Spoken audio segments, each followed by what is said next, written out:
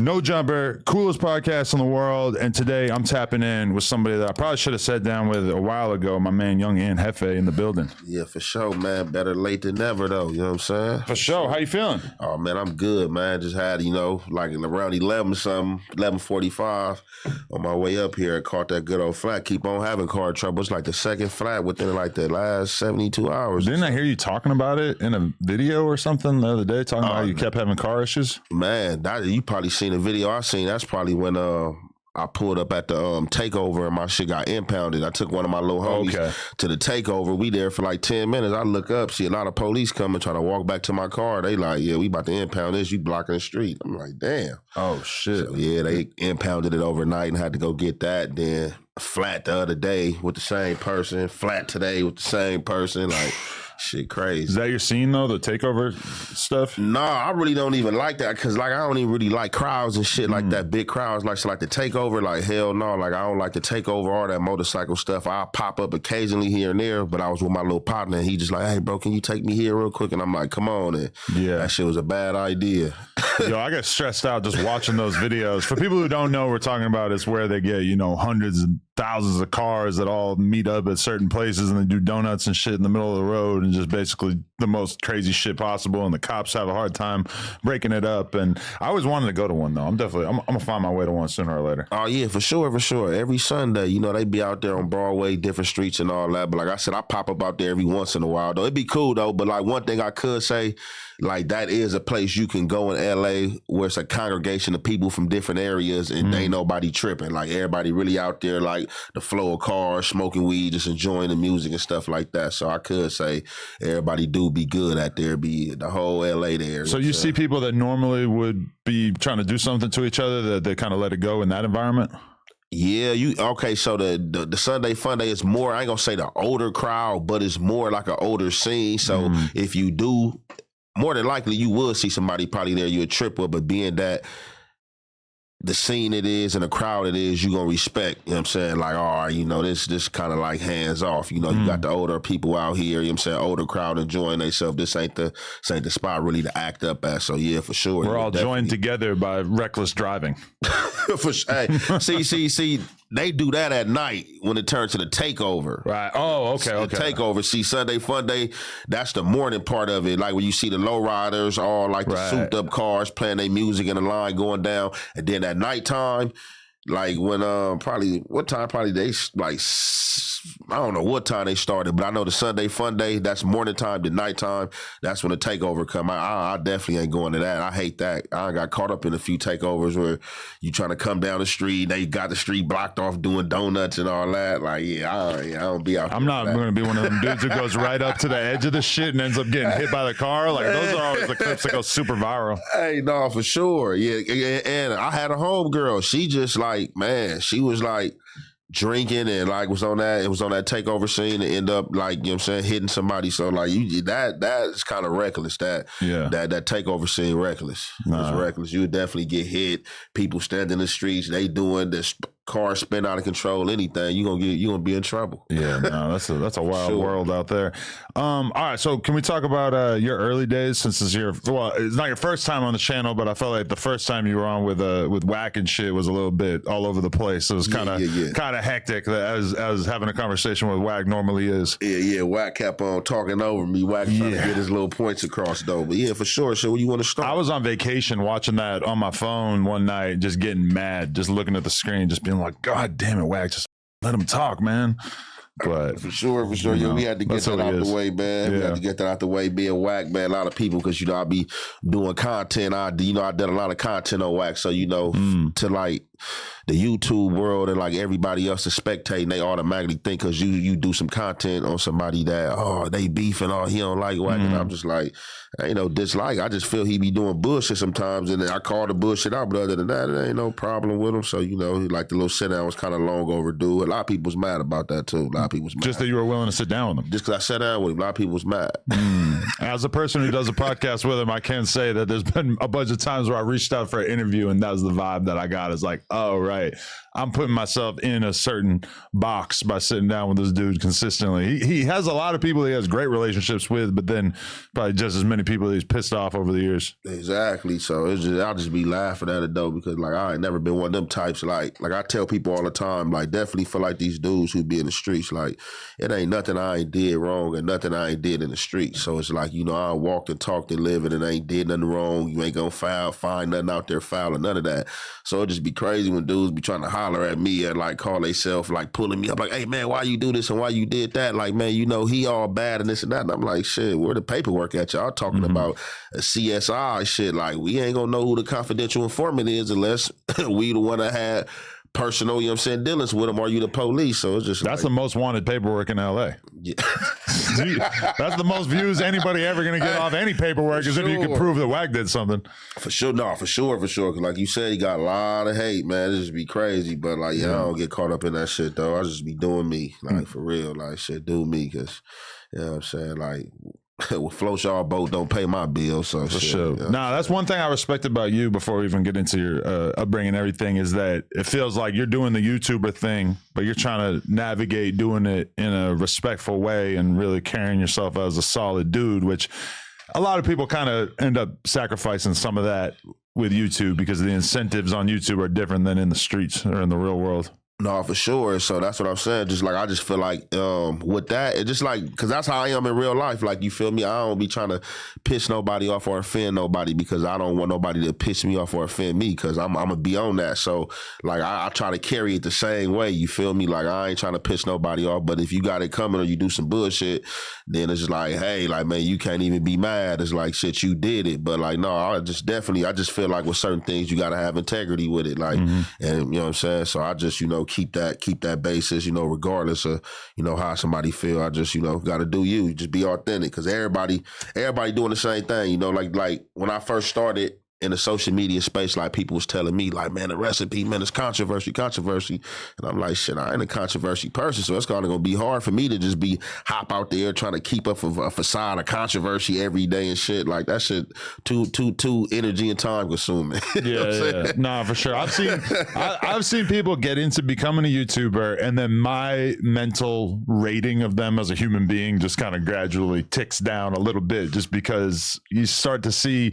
some shit where people will lie and to get attention, or people will like, kind of just, you'll see a conversation that 100% will go a different way if it was off camera, and then you see people hyping shit up and acting like overtly mad, and like, it's just like a lot of different things that YouTube can kind of provoke you to do that doesn't necessarily jive with the real world. Exactly, because then everybody worried about an image, and everybody worried about and that's like me. Like I've been got over that, like young, like image, where like caring about what a person think about me or saying about me. Like, man, I ain't got time for that. At the end of the day, I'm the one living this life. You feel me? So it's just like I can't even like, allow people, certain,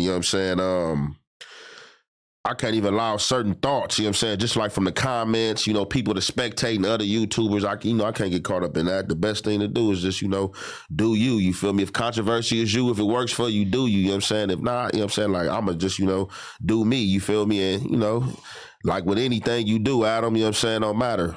You can keep it solid. You can be fake, You're going to get fans both ways. You're going to have somebody that's going to like it, and you're going to have somebody that's going to dislike it. You know what my favorite dynamic is that I see over and over is where, normally when dudes have like real serious ops, you don't really talk about them. You might diss them a little bit here and there, but for the most part, you're not talking about them all the time because you don't want to be seen as like dick riding them or whatever. But then once dudes become YouTubers, sometimes dudes realize that the number one thing that people want to hear you talk about is the people that you traditionally do not get along with. And then all of a sudden it's like you're a fan page for these people that you're supposed to want to kill. And it's like, just really cringe and embarrassing. And I say that as a person who has no real like ops or whatever, but like, that like, it's just like, damn, bro, like you got to look in the mirror at some point and realize that the paycheck ain't worth it if you're out here looking that goofy. For sure. I agree, for sure. That's what I say. People just like, they lack on their integrity, and people do anything like just to be famous. Like I say that a lot. A lot of people don't want money. I think a lot of people be getting like, getting rich, you feel me? Or like, you know what I'm saying, getting wealthy. I think a lot of people get that confused with being on camera. Like people automatically think because you on camera or you being seen on TV that you got some money. And a lot of these people just want to be famous. They don't want no money. So that's why they really don't care about, you know what I'm saying, like shading their integrity or just, you know, showing their ass, you know what I'm saying? Yeah. Like for real, because like, like I said, like if you just like, if like I say, like for me, it's just too time consuming putting on that facade and putting on that suit and acting clownish. Like you putting on the whole suit because like at some point it's going to show. At some point it's going to show. And even with me, like you pointed something out, like I be doing content like on people that's supposed to be the ops. You know what I'm saying? I ain't got a problem with it because like I am me, you know, I'm a known person, you know, people know what time I'm on. Like I tell people, you know, I'm pressing peace first and foremost, but that don't mean that I'm trying to peace treat or I'm trying to kiss ass or anything because I'm going to protect my sovereignty. Like if you come at me, you on that rah-rah, then that's what we going to get to. But other than that, like, man, I'm just trying to get some money, shit, and travel when I can travel and live life. I ain't, like, I already did the street shit. Like, I shouldn't do nothing for me, but, you know what I'm saying, put me inside a bathroom with a bunk bed. So shit, I walk the yard and all that. That shit ain't fun. That shit whack. That's a little bit of a different thing with you though, is that you kind of seen it all, done it all at this point. How old are you? I'm about to be 35. 35, like, you know, you're far away from your hothead days when you're a kid where you really want to prove yourself and everything you're doing is to kind of like get a reputation and shit. By the time you make it to your mid 30s, 40s, etc., you know, if you've got any sense, you probably kind of moved on past that, especially having really been locked up and haven't done all the shit that you've done. For sure. Then I started young too. So just like the shit I was doing, like when I started 11, 12, like the average 11, 12-year-olds wasn't doing what I was doing. And the people I was running with was 5 and 10 years older than me. So I like really started like at a young age, like for real, like my peers, they had started gangbanging 3, 4 years down the line and stuff like that. So just like, yeah, that shit get tiresome after a while. And I just feel like the people who my age, if you really been in the streets, like you say you've been and you've been through them stoops going through jail, like if you trying to keep up the same shit you was doing as a teenager, like you got a loser mentality. Like for sure. Like if you don't want no money, if you don't like women, if you want to be stuck in that jail cell politicking on the yard about a TV, remotes, tables and shit like that, like, man, you the weakest link, man. Like that shit don't feel good. But, okay, I'm gonna hit you with like a quote I saw the other day. Somebody said that, you know, if you get famous at a young age, that quite often you get your personality kind of frozen in time with who you were at that time. Because if you pop off as a young, crazy rapper at 18 years old, realistically, that's what people want to see from you going forward. So it makes sense that you're just going to kind of fall in line with that persona. Whereas to a person who's not famous, not well known, they keep growing or changing as people. Their identity doesn't really get sealed the way that if you have success at a young age does. And even in the gang shit in the street world or whatever, you might not be like world famous, but if you get a reputation for being willing to do this and that when you're 19, it's like you don't, you know, a lot of times you run into a dude who's 45 and that's kind of what you're thinking in your head is like, damn, this dude is still burnt out. Like he's acting like a 19-year-old because he got a real reputation at a certain point for being a certain type of person. And it's hard for dudes to kind of graduate past that. That's what I'm saying. And that's where I feel like with that, like as a human being, like as a person, as you living this rite of passage, like at some point in time, you gotta become comfortable in your skin. Like I got a cold reputation. Like this my little brother right here, my blood little brother. This my little bro. He from West LA. He from my hood. My blood little brother, same mama, same daddy. NBA. That's the one that Brick Baby was speaking about that time. You know what I'm saying? When you was up here with Big Deal Meat. Okay. He was speaking my name. He said my other name was NBA. Right. This my homie Baby Crim. Like they can tell you a lot. Like a lot of people can tell you a lot. Like a lot of people be surprised at how calm I am now in the transition I made because a lot of people never seen it. Like I was that person that you seen. And when you see me out of jail, like, hey, man, how long you gonna stay out this time? You know what I'm saying? Like, for real, because, like, I was on that, like, and I was putting my gang first. I was putting my gang before myself, like, for real. So it's just like a lot of people got certain expectations of me, but, like, I already did that. Like, what your expectations, like, don't hold no weight, like, you know what I'm saying, in my household, like, because it's like, I can't be that person no more. Like, I already did that. You know what I'm saying? I did it at the top of his class and I seen what it bring. You don't get no pay for that shit. You got to make your own pay. And then once you start having kids and shit like that, like, you got to evolve. Like, cause now you got kids that come into play and they didn't actually be here. So now you got to give some responsibility to them. So just like for me, like, I juggle fatherhood, I juggle my personal happiness, and like a small increment of the streets. And I'm gonna say the streets because like I be in my community and just me being over there, anything can happen. Just you being over there. So it's just like, I just feel like at a certain point of age, if you still worried about like how somebody look at you, again, like you dumb, like you the weakest link. Like, you know what I'm saying? Because I can't be the same YA that you expect or that was doing all this shit when I was a teenager. Right. I'd be sitting down with a life sentence like a lot of my other homies. But at the same time, like, do you still relate to that mentality of being a young dude and feeling like you gotta pop your gun and you gotta be willing to fight a bunch of people or whatever? Because as a young dude, you're kind of a blank slate until you get to a position where people have understanding or knowledge about you. And that's why so many people, especially in this environment, want to be affiliated with a gang and shit, is because when you're just an individual, you feel powerless, you feel like you're at risk, you feel like, you don't have anybody looking out for you, and then you become part of a hood. All of a sudden, I'm sure people just start treating you way different, especially outside of your community, where people know that if they you up, that they basically are going to have to deal with a whole shitload of other people that are going to have issues with them.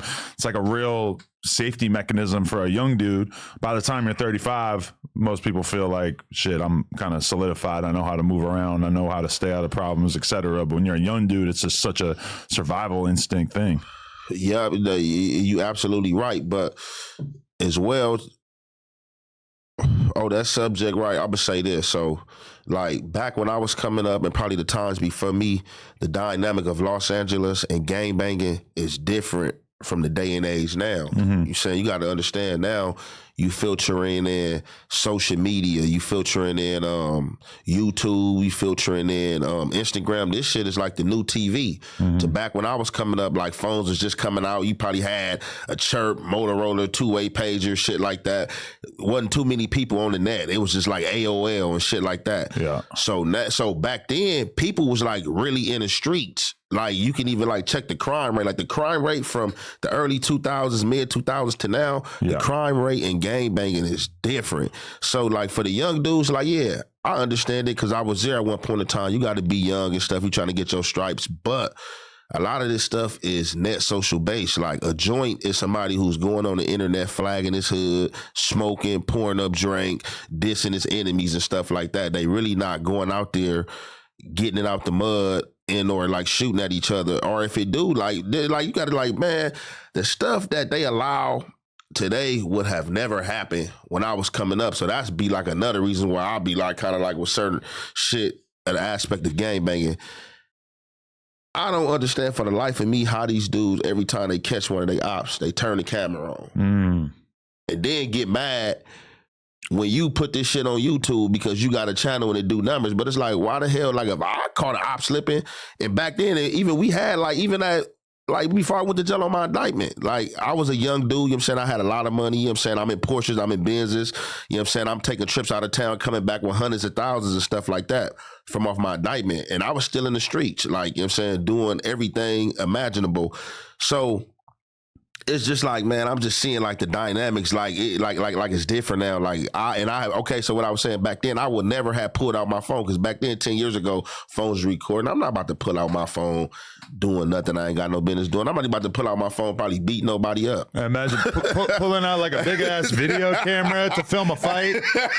You're gonna look like a news reporter.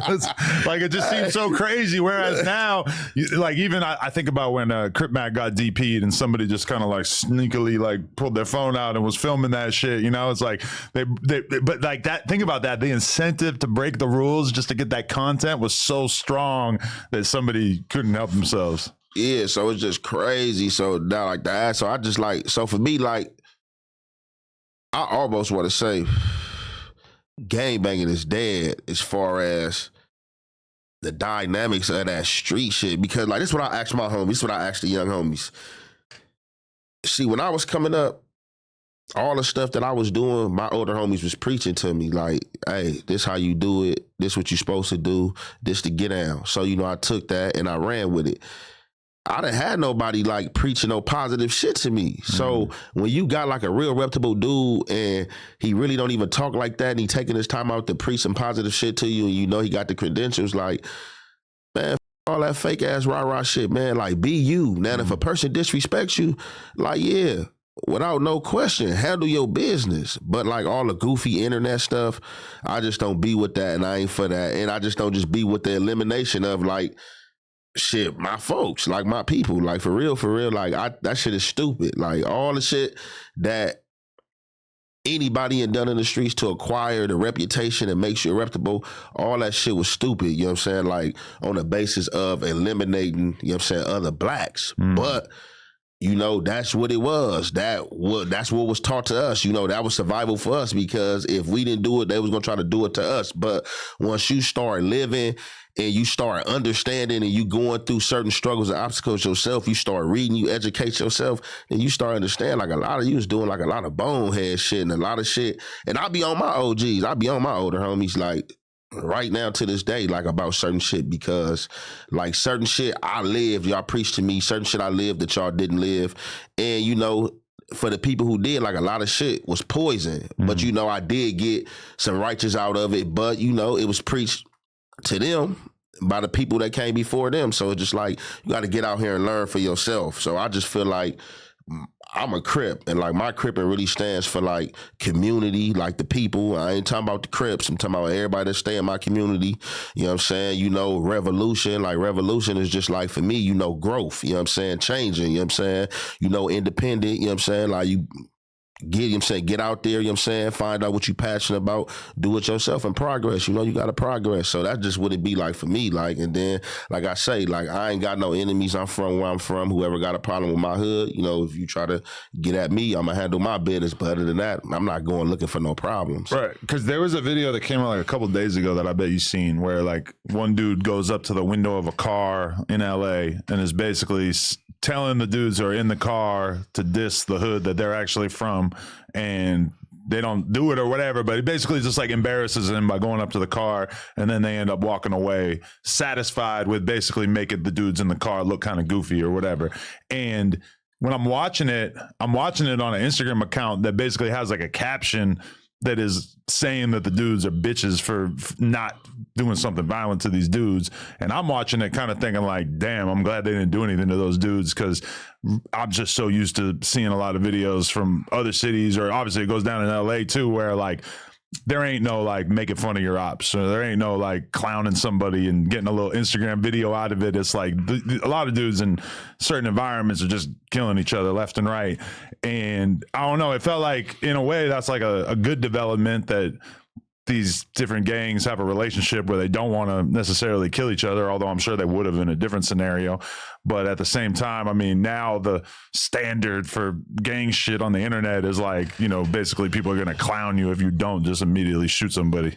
No, yeah, for sure. And yeah, that situation, I did a segment, that situation. Really? Okay. So if I serve myself right, I think you talking about the situation with the dude from Brim's Heat, though. Yeah. So what happened with that situation, the situation did kind of get ugly. So it was another video that came out that wasn't really showed. So what had happened was, I guess he was with a young lady or whatever, and the car had caught on flat, like we caught a flat today. The car caught on flat, and it caught on flat, you know what I'm saying, in an area that it wasn't good, you know what I'm saying, in the 90s. Yeah, shit. And right there where it caught a flat at, it's a gas station, and it's like a little car shop right there. So, you know, they probably feeling like they about to just pull up in there, get this little flat fixed, and get up out of there. So right. I guess while they go in there, you know what I'm saying, wherever them dudes was watching at, they seen the car pull up in there. They walked up on the car already dissing his hood, like as if they knew who was in that car. So they walk up to the car, you know, F wooty woo, F wooty woo, F wooty woo. You know what I'm saying? Walk up to the car, ask him, was he from there? And he said, no, sir, which he was from there. Then they, you know, they diss Hoover, dissed a few other hoods. Then that's when it seemed like they walked off. So I guess they stopped recording, and then it was another recording with the young lady fighting. So they called some more people up there. they folks come up there. One of their homegirls end up fighting the girl that was in the car. She ended up getting the best of they homegirl, and they all packed her out, and then she ended up running up the street. But I was trying to figure out, like, what had happened to the Heath-O dude? Where did he go? So I don't know if he had took off and ran and got on beforehand, but yeah, that situation could have been bad, but luckily it was just, you know, a few knots and bruises and get up out of here, you know what I'm saying, left your car down there type situation. But from your perspective, is that ever okay for somebody to ask you where you're from and for you to basically deny it to try to get out of the situation that you're in right there? So a lot of dudes, like for me, I can't deny that. Right. I can't deny that I'm not from A-Tray. Like, I got a known face, like, even be for YouTube. Like, so somebody walk up on me, it's just like, and it's on me. So you gonna see it. I mean, that's like, it's kind of like a wobbler. Now that situation, it's like, if you know, you know, but like, what you gonna do?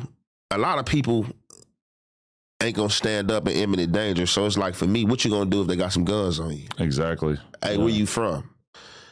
Like, shit, a lot of people like, hey, if you ask me a dumbass question, where I'm from, and you got a gun to me, like, man, look, man, go on about your business, man. That's a dumbass question. Like, so a lot of people, like, I feel like that situation right there,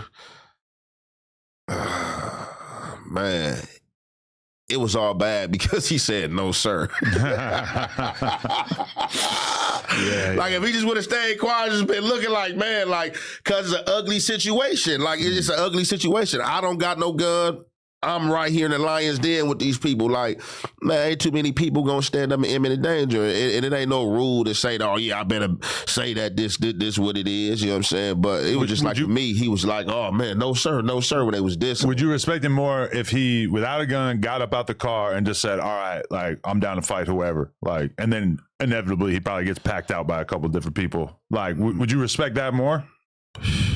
It would have been respect. I ain't about to sit there and lie, Adam, and tell you I would have respected that more. That shit would have been stupid. Because it probably wouldn't have gone down like that. Yeah, exactly. Because you don't know. Because like I said, just looking at it, it was funny to me. Like, I was more of the, see, for me, that's why I was only, because now if I know you like a low-key dude and you really don't be on the rah-rah or promoting the violence, and that happened to you, I wouldn't even did no content on it, because I'd be like, oh man, you know, that ain't even bro character. You know, bro laid back anyway, you feel me? You know, I expected that from bro. But when I see you on camera twisting the fingers and you promoting, you the one in the hood, and you rapping this gang rap, and you just, you know, you talking about you the face of the hood, and a situation happen like that, you're going to be judged accordingly. I got a few people floating around in my head that if they said like, no sir, I ain't from there, after the way that they've talked in songs and in interviews, etc., that it would have been over. Yeah. Nobody wants to hear you ever talk about the shit ever again. For sure. So that's the type of person I am. I don't hold everybody foot to the fire based on a standard. I hold them based on their personality and characteristics. So just like for him, like you find in raps, you know, you can find blogs of him, like, you know what I'm saying, like advocating, like, you know, I'm the face of the set. So just like, if you the face of the set, that's what you advocating. Then like, is that some of the face of the set what it did? Nah.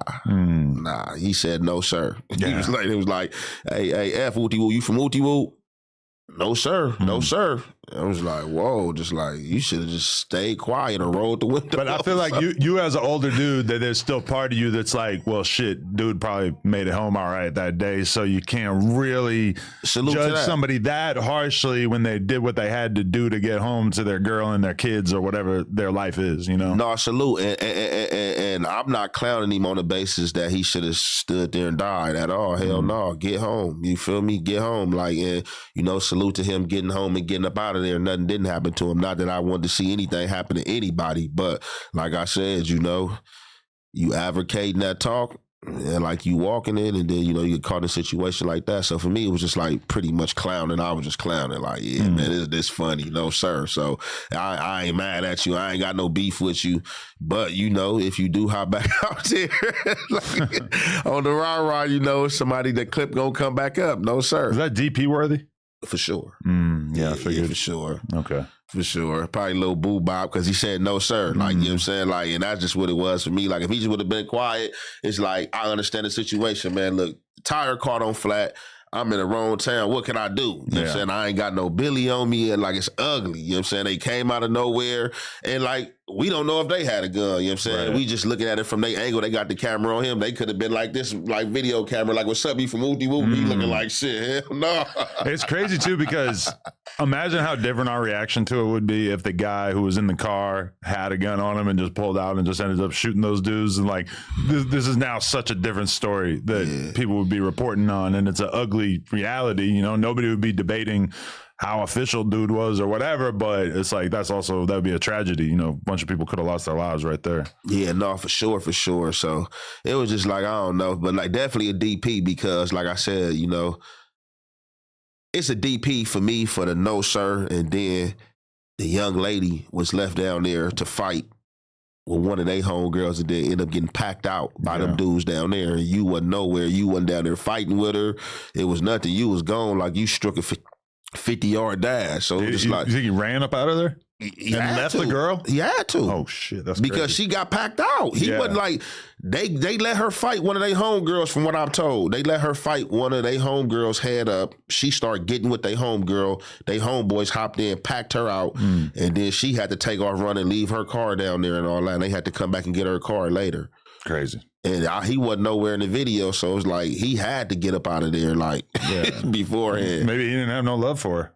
Hey, get beat up. That ain't my problem. I was just getting a ride. Look. This was just my ride. Look and see that. Hey, look and see that. That's what be going on out here. Be a lot of fake love. People be in cars and be in places with people that they ain't got no love for. Should be hanging with. It's like for me, I don't even want to ride in the car and be hanging out with nobody I ain't like got at least a bond with. You know what I'm saying, or some love for sure. Like we ain't doing no fake love. I'll stay away from you. No, I feel it. Yo, all right, I have another question. Side question. So Flakko took a look at the schedule yesterday and said, damn, y'all was about to have me up in this bitch with my op and Jefe. Man, and we were like, y'all are like that? Like, and he's like, I don't have a problem with him, but he has, you know, an issue with me and I wouldn't necessarily want to be in the same building as him, etc. I had no idea it was even close to that serious. Flakko need to cut that out, man. Okay, so he's just exaggerating? For sure. Oh, shit, okay. So, man, look, back when I first started in the YouTube space, right? A lot of people was on Flakko Live. You know what I'm saying? They was on Flakko Live, like basically Cody Blow academic, and like he be starting like a lot of stuff with the gay members and all that. I really didn't know too much about him because I wasn't familiar with the YouTube space. So when I did see a little segment or whatever and checked him out, you know what I'm saying? I'm like, okay, boom, I do be seeing him, you know what I'm saying? It looked like from my perspective, not from what nobody else telling me. He hanging out with the gangbangers and stuff like that, and then, you know, he's spinning this little narrative and content, and he had said some stuff that was like crazy, like as far as like they was talking about a political matter with welfare and all that, and who some money should go to, and he was saying it shouldn't go to gangbanger families and stuff like that. That was one of his wilder takes, is saying that the mothers of gang members don't deserve money from you know, welfare or whatever, because it's basically your fault if you raised a bunch of killers. Exactly. Whereas we all know that typically the mom is like the number one presence that is trying to make these kids not get into that way of life, right? For sure, because like as bad as I was, like I had the sweetest mother. Like she wasn't like she wasn't in the streets, but you know what I'm saying, she was of the streets, but my mother's sweet. She's not a gangbanger or none of that. And like, you know, her kids like raised hell, but like we didn't get it from her. Like we didn't get that training from her. So basically off that content that he had done, I think I had did like a reaction to that and spoke on it. And Adam, this man never said nothing. I guess my numbers was too low then. You know, a lot of YouTubers play them games when they feel like they the bigger platform and a smarter platform say something pertaining to them. Oh, I'm not about to answer back to that. So he don't say nothing about me spending that content. All of a sudden, 6 months down the line, you know what I'm saying, when I'm going a little semi-viral, my numbers going up, I'm popping. Now my name is in his mouth. You know what I'm saying? Oh, you know, and Jefe, he, you know what I'm saying, said this and said that. And then, you know what I'm saying, I still wasn't tripping because it was really funny to me. Like, you know, it ain't no problem. And then I really knew it was some fake smoke when y'all was doing the content, you know what I'm saying, with Brick. And then he came out and was like, hey, Man, I heard you supposed to be interviewing Jefe, and you like, no, I wasn't interviewing him or nothing like that. And he was like, oh yeah, I was gonna tell you don't do that interview. So when people start sending me that and I'm watching that, I'm like, man, what's up with this dude? I'm like, this dude tripping. So you basically had like one video where you said something about him and he kind of turned that into a whole level of animosity in his head? 6 months down the line though. Like, you ain't say nothing when I did it. You said something 4-5 months down the line. Like, but like, yeah, it ain't no smoke. Like, it ain't no, I don't know why he keep on like coming with that narrative. Like it's some smoke, bro. We do not have no problem. Like, bro, if I see you, bro, like, bro, what's up? Man, regular, bro. Like, come on, bro. Like, I know what it is, bro. Like, you ain't no op of mine, bro. Like, you ain't nobody I beef with, bro. This shit, what people got to understand is, and definitely what I don't understand from a person coming from him, bro, I'm a dude from the streets, bro. You a real content creator, bro.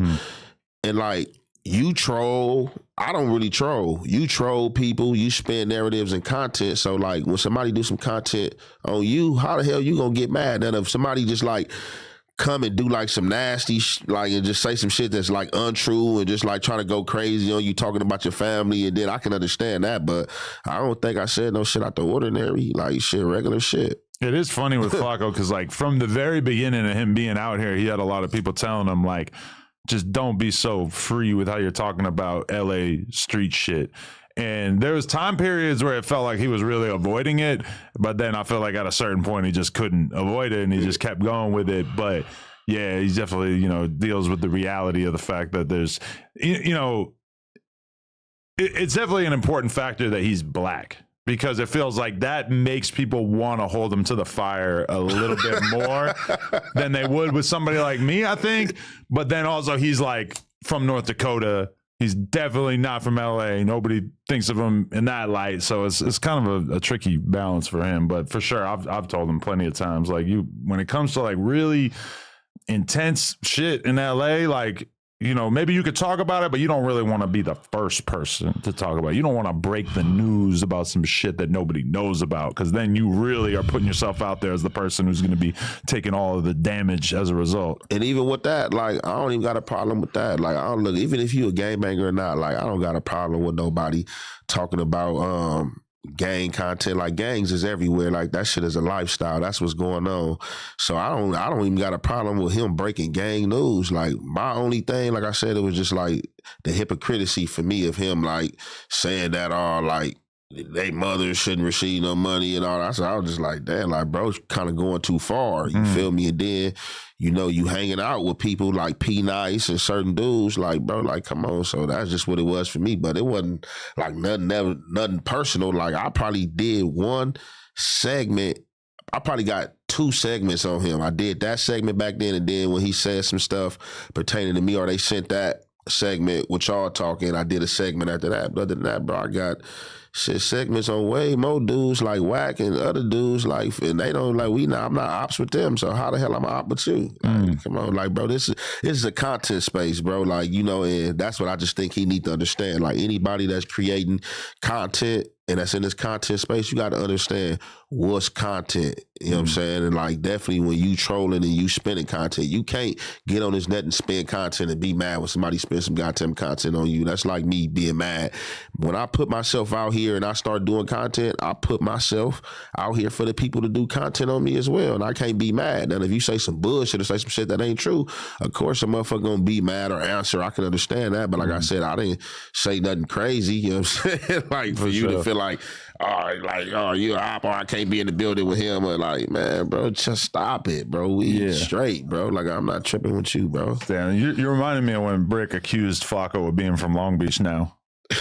Which is a funny concept to just imagine Flakko, like, that's his motherland all of a sudden. Yeah, P Nice and them, man. My boy P Nice and them, man, that tucked him up under the wing, man. You know what I'm saying? Was training him and stuff, was in the gym with him, man. Flakko, I don't know what happened to that. Up, I don't even know if he's actually been to Long Beach. Oh, he had to been to Long Beach. P Nice ain't take him to Long Beach. All that hanging out there was maybe a little bit. To Long Beach. I mean, there was like a short period where Flakko was saying, like, yeah, I'm gonna work out for 2 hours every morning with P Nice in Long Beach, and then I'm gonna go to this spot in the IE and do this kind of training. And I'm like, bro, what are you talking about? Like, this is way too much for you to actually be committing to as a person who's never had a real intense workout regimen going. Yeah, why you keep avoiding me, Flakko? It was a few places I was supposed to show up. Oh, yeah? Showing up at it. Oh, shit. Flakko no, I got to do something. I'm like, man, this dude crazy. Like, man, it's not that serious, bro. I'm not even tripping with you, bro. Like, I'm going to talk to him. We got to bring y'all together. Yeah, I ain't know that with you, bro. Cut that out, bro. You a content creator, bro, just like I create content, bro. Like I ain't say you mess with boys, you suck. I ain't say nothing crazy about you, bro, for you to be in your feelings like this, bro. Like cut that shit. And he out, couldn't bro. even get that mad about if you did say some shit like that, because he out here calling DW Daddy Flame on the podcast and shit. Like he knows what he's doing. He'll say some super sus shit to get a reaction and have a funny moment. I seen like, so if I was for real op and I was on you, it's a lot of shit I could spend content on that people send me. Or you talking about that you and did some crazy stuff. I just look at it and laugh though. But no, it ain't no Flakko straight, man. Ain't no problem with old Flakko, man. Definitely. All right. So I know you went into detail about this in the past and stuff, but well, I guess, okay, let's do like a quick version of your upbringing before we get to like the federal indictment and all this stuff that kind of leads to you becoming a YouTuber. So you just, how would you describe like your teenage years when you were in high school and all that kind of stuff? Like what kind of dude you were and how deep in the streets you were versus also doing school and whatnot? So shit, I was neck deep in the streets, like from the time I hopped off the porch, start gang banging from A-Tray, you know what I'm saying? Like, man, like shit, I had the normal childhood of somebody from South Central LA, you feel me? I went to school, I was gang banging in, went to school. That's one thing. I liked school, I liked academics, history was one of my favorite subjects, social studies and stuff like that. So, I went to school, played sports, and then like after school, like I was to the hood, on the block, Florence and Normandy, Florence and Normandy famous for the 92 riots, where they hit Reginald Denny with the brick. I used to be on Florence and Normandy back then as a kid, you know what I'm saying? Pitching rocks, you know what I'm saying? Stuff like that. But shit, I did it like you know what I'm saying? I did everything you could do out over the street. So it's just like was in and out of jail, you know what I'm saying? I was going to school. Every time I got out of jail, I was in school. I was in and out of jail. So juvenile hall, I did every juvenile hall. I've been in Los Padrinos Juvenile Hall, Sylmore Juvenile Hall, Central Juvenile Hall. I did 4 camp programs. I was in Malibu. If you've seen the movie Gridiron Gang, I haven't. With the Rock and Exhibit. So boom, that's a camp out there in Malibu. That's a sports camp. I was in there. I played football. I was in Camp Cleopatra, Camp Miller. Been in Challengers camp. That's a camp in a lockdown camp. That's in Lancaster, behind Lancaster Prison. Camp Scobie, Camp Jarvis. Just like been in CYA. You know what I'm saying? So I was like, my whole time, like as an adolescent, it was just, back and forth, you know what I'm saying, in and out of jail, shit from being from A-Tray, from gang banging and stuff like that, catching cases, whether it be a gun case, me shitting a stolen car. Man, I fought all type of cases. Okay, looking at it as an adult, what do you see as being your motivation as a younger dude to be so deep in the streets and to keep doing all this illegal shit? Like, do you feel like you were trying to like compensate for, not necessarily having that structure? You didn't feel like you had a future for yourself, or when you look at it, is it more like you were just trying to get by? So what led me to the streets, what led me to the streets is my father. So I had both parents in the house, you know what I'm saying? I had my mother and my father, but my father, he got Texas roots, you know what I'm saying? He came down here to California like in the early 60s, you know what I'm saying? He came down here to California, you feel me? So my father was like a real discipline. So like coming up, my father used to whoop my ass. Like I used to get an ass whooping like with anything. Like I get an ass whooping with belts, switches, weight belt. Like, my father had a real like low tolerance, you feel me? He was real strict. So I wasn't used to that shit, you feel me? I wasn't seeing other people's parents and the people who did have their fathers around, I wasn't seeing their fathers like acting like that. So like I started like feeling like that shit was abuse. So at that young age, I start formatting in my mind that, shit, he don't like me or like he got something against me. So, with all of my ass whoopings, I started to rebel against him, and me rebelling against him led me to the streets. So, I just, I guess I seek refuge, in the streets. It wasn't necessarily, I wasn't one of those people who joined the gang for protection or, got forced on. Like, I was already like, I was bad as a kid coming up, you know what I'm saying? Doing, you know what I'm saying? regular shit. But, I was bad, getting in trouble in school like that, fights and stuff like that. So it was just like, rebelling against my father. So, I rebelled against him, turned towards the streets. And then once I turned towards the streets, I took that back home, and how much knowledge about the streets did your dad have? Was he kind of oblivious, or was he someone who knew too much about it? Shit, he was a street person. Okay. He was a street person, he was a street person as well too. When he came down here from Texas to California, he was in the streets, you know what I'm saying? A player dude, get money type dudes, you know what I'm saying, and stuff like that, So was he looking at the LA street gangbanging shit like this was the ultimate thing that he wanted to keep you away from? Looking back at it, that's what I came to the terms with and had a conversation with him with. So basically, him disciplining me and the stuff that he was, doing, he was basically trying to deter me from going towards the streets or being bad or making the wrong choices. But I end up making all those wrong choices by way of the disciplinary tactics he had anyway. You know what I'm saying? Because it was just if he would have been regular, you know what I'm saying? Do I think I would have, been gang banging, anything like that, it still could have happened, but more than not likely, I probably wouldn't even trip because, like I said, I was already bad anyway. My first name used to ring bells. I was that little kid that people used to be like, hey, stay away, mama, stay away from Wooty Whoop. You know what I'm saying? So it was just I really didn't need no gang. Me going towards the gang was me rebelling against my father. Man, I'm about to do this. I'm about to make my own way. And this my rite of passage of being a man, and then start carrying weapons. So, once I started carrying that weapon, I couldn't beat him, at that time. So it's just in my mind, I format, this weapon to beat you, you know what I'm saying? So, we got into it. So one day we got into it, he tried to come with the disciplinary tactic for something that happened at school. And, I said something back and it surprised him. We started arguing and he was hit me with the line, I brought you in, I take you out. And I'm like, what? And I'm like, shit, I'll take you out. And he like, what? He was like, you ain't got no gun. And I'm like, I do got a gun. He like, well, I'll take you to go get your gun. So the whole time I was going to this little continuation and it was in the hundreds. There was like our rival enemy. So, I was up there every day, with my little tool in my backpack and stuff, just in case, anything got ugly. So, at this time I got this, gun in my backpack, in my mom's car, in the trunk. So we arguing. He tell me he gonna take me to the gun. He walked me downstairs, walked me to the trunk of the car, popped the trunk. I grabbed my backpack. He let me grab the backpack and everything. I guess he's still thinking I'm faking. So when I unzip the backpack, I go in the backpack to pull out the gun. When he see the handle of the gun, he instantly bomb rushed me, tackled me.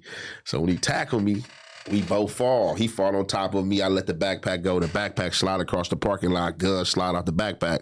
By this time, from us arguing and us walking down to the parking lot, I'm not knowing my mama. She listening in. She in the house in the room. She follow us down to the parking lot. So I just remember hearing her voice. Hey, DeAndre, you know what I'm saying? So my boy, rest in peace, DeAndre, he was out there. My mama had grabbed the gun in the backpack and picked it up and handed it to him. Here, take this. So by this time, I'm on the ground. My pop's on top of me and he trying to go to the back of his dicky pants pocket. He always kept a box cutter. He pulled a box cutter out. So as he pulled a box cutter, I'm squirming from under him. Right before he can push it up, I get from under him. And I hop up and I run towards my boy DeAndre and I run right to him and I grab the gun. And when I grab the gun and I turn and look towards my pops, you know what I'm saying, he's striking across the parking lot, you know what I'm saying? So I fake run towards him after him, you know what I'm saying? And he get on, you know what I'm saying? And next thing the neighbors, everybody who's seen it out there, it was an 81 unit apartment complex, a little mini project housing. A lot of people was looking out their window, seeing what's going on. Somebody called the police. And you think he really would have gave you $150 right then and there? Man, my pop's crazy. Hell yeah. Wow. For sure. Hey. That'd be such a crazy, because anybody who got that scar or whatever got to tell the story for the rest of their life, and having to explain that you got it from your dad is crazy moment in conversation right there. Man, hey, for sure. It probably would have went there, man. Like I said, I told you, I used to be whooping my ass. I wouldn't put it past him, but that moment right there. So that happened. I didn't go home that night, but the next night I went home. You know what I'm saying? And just kind of from that moment period, that was, you know what I'm saying, the line drawn in the sand, you feel me? But with the line being drawn in the sand, I always kept it respectful. It was just for me to him, that ass whooping shit, disciplinary shit, that shit out. But I always been a respectful kid. Like, even though I was in the streets, gang banging, acting up, like, my parents wouldn't see that shit. They'd just hear about it. Like, you know what I'm saying? But like, I always been respectful. I never came in the house, gang bang paraphernalia, having shit out and shit like that. I always kept it respectful. So just like, definitely for my mama, you know what I'm saying? So just like with him, it was just like my right to pass. Like I'm a man. Like you enforced me into early manhood, and this is what it is. Like, I ain't gonna be disrespectful, but that ass whooping shit and shit you doing, that shit is out. Right. Yeah. But did you and your dad like kind of reconcile your relationship at a certain point, or how long did it take? Probably years. Like probably when I got in my teenage years, probably like I think by when I was like 18, I was in Pelican Bay, and I remember writing him a letter. Like, you know, I was just up there, you know what I'm saying? And just out of nowhere, like the realization came over me, you know what I'm saying? And it could have just been like, you know, like just like from growth, like reading books and just, you know, going through his trials and tribulations. And like I fostered in my mind, and I understood at that point in time and moment, I'm like, damn, you know what I'm saying? All that shit my father was doing, that's probably the way he learned. That's probably the way his parents parented, and he adapted to it. You know what I'm saying? So, you know, that's like the saying, the apple don't fall far from the tree. Yeah. And some people break generational curses, but not everybody. So that's like you coming up in the household and you seeing how your mother and father parented. And I'm pretty sure you took some of them qualities, definitely, if it was some good qualities. Yeah. But the qualities my dad was brewing upon me, I knew right then and there at a young age that I wasn't gonna parent it like that. Like, he learned that from his dad. And like, I just wrote him and had a conversation with him, like, man, I forgive you. You know, I understood, you know, I finally understand that. You probably, you know what I'm saying, went through that, and that's probably how your father or your parents treated you. And he got back at me like, man, like, yeah, you absolutely right. Like, you know, his daddy was a police officer in Texas. So he was like, you know, coming up, he like, man, my father was a real disciplinary. He like, man, my father used to whoop my ass for anything. So he like, man, one day, he like, man, I'm like 16. He like, man, you know, I got a girl at the house, you know, I'm about to, you know what I'm saying, get some. I'm thinking my pop's gonna be proud of me that, you know, I'm about to get something to get now. Right. He like, man, he busted the room, man, like embarrassed me, whooped my ass all in front of the female, all type of shit. So I'm like, damn. So like I said, he took the qualities of his father, and that was his parenting. But I knew right then and there, like, shit, I'm not gonna be that way with my kids, though. You feel me? So like, I definitely like broke that shit. Like my oldest daughter, like I be whooping my youngest daughter, and it it's like whoop, like pats, like on the butt. But like my oldest daughter, like my 12-year-old, she ain't never had a whooping. Yeah, she ain't never had a whooping. Nah, yeah, because there's so many things that my parents like normalized in my head in terms of like what parenting is, and then my girl actually like listens to parenting podcasts, and she reads parenting books, and she subscribes to all these Instagram channels and shit. So like a lot of and I know she kind of holds it against me sometimes that I'm not like actively seeking out information about parenting, because she sees the way that I get obsessed with so much random shit. And you know, I think in her mind it's like, oh, so you're gonna sit in the living room watching Aunt Jefe content for 3 hours last night, but you're not, you know, you're not going to take the same consideration to be interested in like parenting type shit. But yeah, there's like a lot of things where she kind of will just point out, like, you know, you can't just expect like in my mind, like you got to be hardcore with the kid, meaning like it's time to brush your teeth. You want to put up a fight that you say you're not going to put. Well, guess what? We brushing those teeth, and I don't care if I gotta keep you in a little headlock here. I'm brushing the teeth, you know. And to me, that just makes sense. And she's like, kind of like, she'll give me other advice. She'll be like, listen, I don't have a problem getting her to brush her teeth or getting her to do stuff typically, because I'll kind of make it seem fun. I'll turn it into a little bit of a game. I'll be like, I bet you I'll rush you. I'll race you to the bathroom or some shit like that. That to me, it's more like, nah, like I got to just be hardcore. I got to just like make sure we get this shit done as fast as possible. Hey, you're not going to get any bedtime stories if you keep up this bullshit, you know? And like, to me, that just makes sense. And like, I'm still kind of trying to like unlearn some of the stuff that I was doing when I was younger. I learned when I was younger. Yeah, being stern.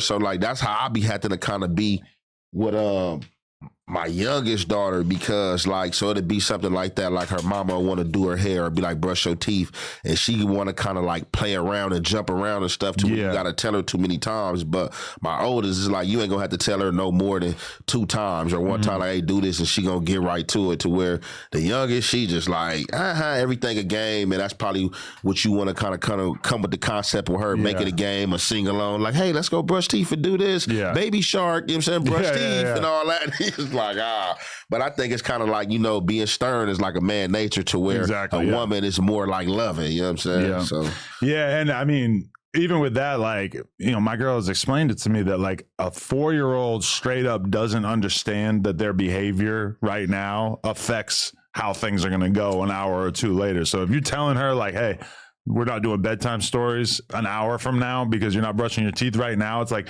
these events are so separate in their mind that they really like almost don't have the brain power to understand the connection. So you can't like hold them to that standard, you know?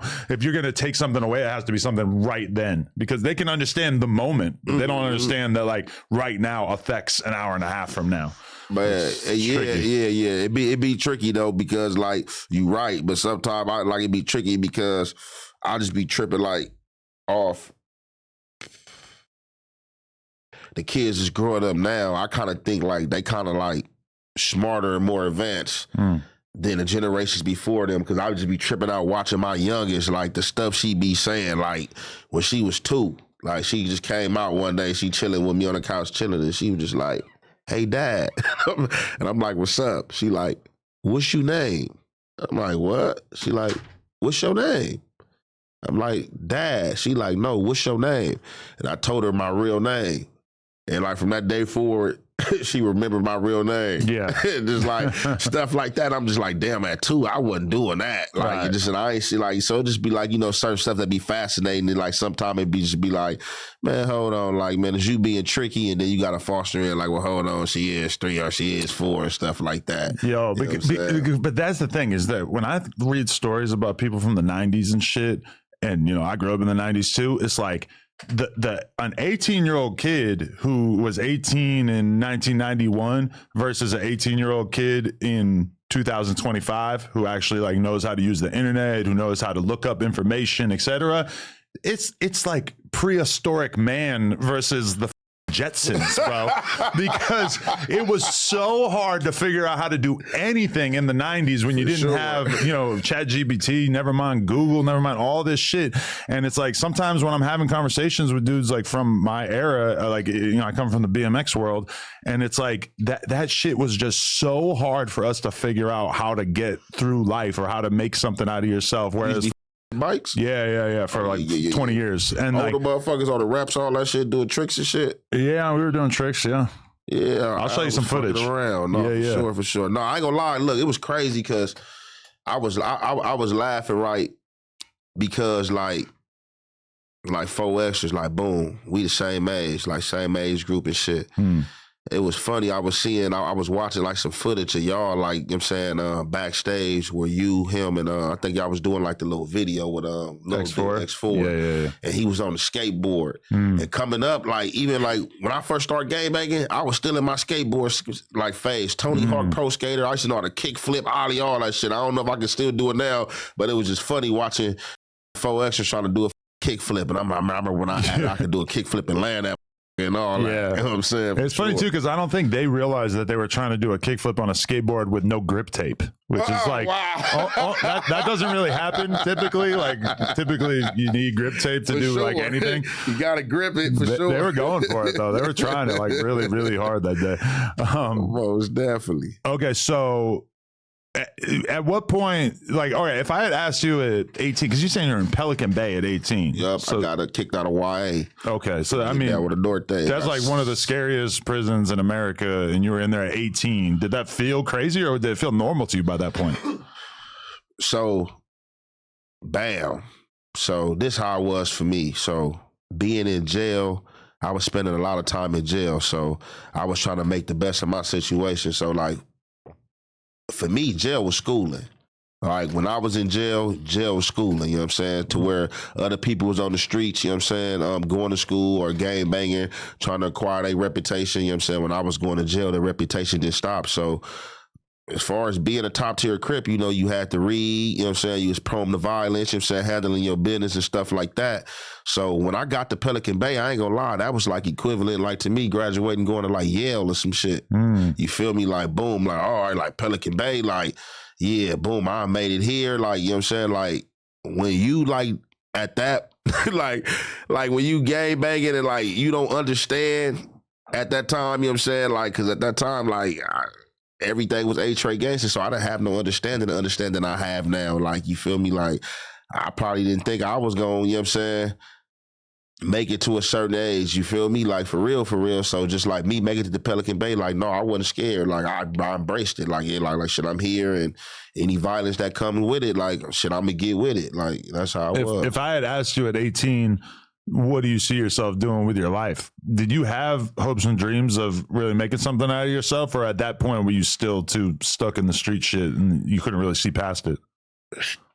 Stuck in the street shit, and I ain't gonna even say I couldn't see past it. I wasn't trying to look past it. I wasn't trying to look past it, but once I start gathering information and I start having a better understanding for life, you know what I'm saying, and I start having a better respect for life and shit, wanting to travel and be, you know what I'm saying, cultural, like, that's when the motherfuckers start respecting shit more. Like, man, like, shit, it's more to it than shit, A-Trade. Like, it's more to it than this gang shit than LA was. Me going out to Washington as well, going to Washington, being in Idaho, going to Idaho Lake, having fun, dealing with women out there, you know what I'm saying, going down to Montana, that whole Pacific Northwest experience, and then, you know what I'm saying, going down to Atlanta, you know what I'm saying, when Lil Cody, rest in peace, was messing with Jeezy, you know what I'm saying, we down there. So traveling, that kind of like opened up my mind to more me getting that money and traveling. Like, so it's like, now I'm having money. I'm young. I'm having money. Like, and this ain't no regular money. I'm in a town to where you making 20,000 to 50,000 a day. Your head up, just like, damn. So it's just like, you know, with that growth gotta come. Like, I can't stay. You're in a place where like all the LA politics don't really matter anymore. And it's like this, you grow up in LA in the streets and it's like, you just feel like this is everything. Exactly. And it's like, it's such a small world, but it's like, you have to understand it if you want to survive. And then once you start to travel the world and stuff, like I've had a lot of people that I talked to over the years where I realized that the world, it didn't take much to open the world up for them and make them realize that they could do something with themselves that was a lot bigger than their surroundings. Exactly. So that's just how it was for me. Now, once I got the experience and once you start reading, because like I said, like I love reading, like, so once I got to start reading, and I'm not just reading, like I'm not like I got past the urban books quick. Like I really want to read some shit with some substance. Like you feel me? So I'm reading Behold the Pale White Horse, you know. I'm reading like shit that's gonna have you thinking outside the box. I'm reading political shit, you know what I'm saying? I'm reading shit that's gonna like really have your mind thinking, you know what I'm saying, business shit, war shit, you know what I'm saying? Just, you know, autobiography. So once you start reading, that's gonna help you experience too. And then like for real, you really gonna want more. Like just me going to jail, doing all that jail time, that shit never institutionalized me. Like, you know, I was there, like, in mind, but in spirit, like, shit, I was on the streets. Like, couldn't just wait to get out. You know, it was always a phase for me. You know, I was going through this, but yeah, you know, it's just, you know, at Pelican Bay at 18, man, like, I didn't have I start gaining and capturing the vision, you know what I'm saying, to take me on a process that, you know what I'm saying, I'm trending on now, you know what I'm saying? Right. So, okay, you were doing all this time. Would you think of the time period where you were going up to the Northwest and when you were making all this money, moving all these pills and everything, which we can get to, but was that kind of like an in-between phase in your life in the sense that you're not doing all these sort of like rinky-dink crimes and shit? You're moving on to bigger things, still like serious consequences, but you know, you're starting to see serious money. So it's like, it's actually seeming like it's worth your time to be taking these risks and shit.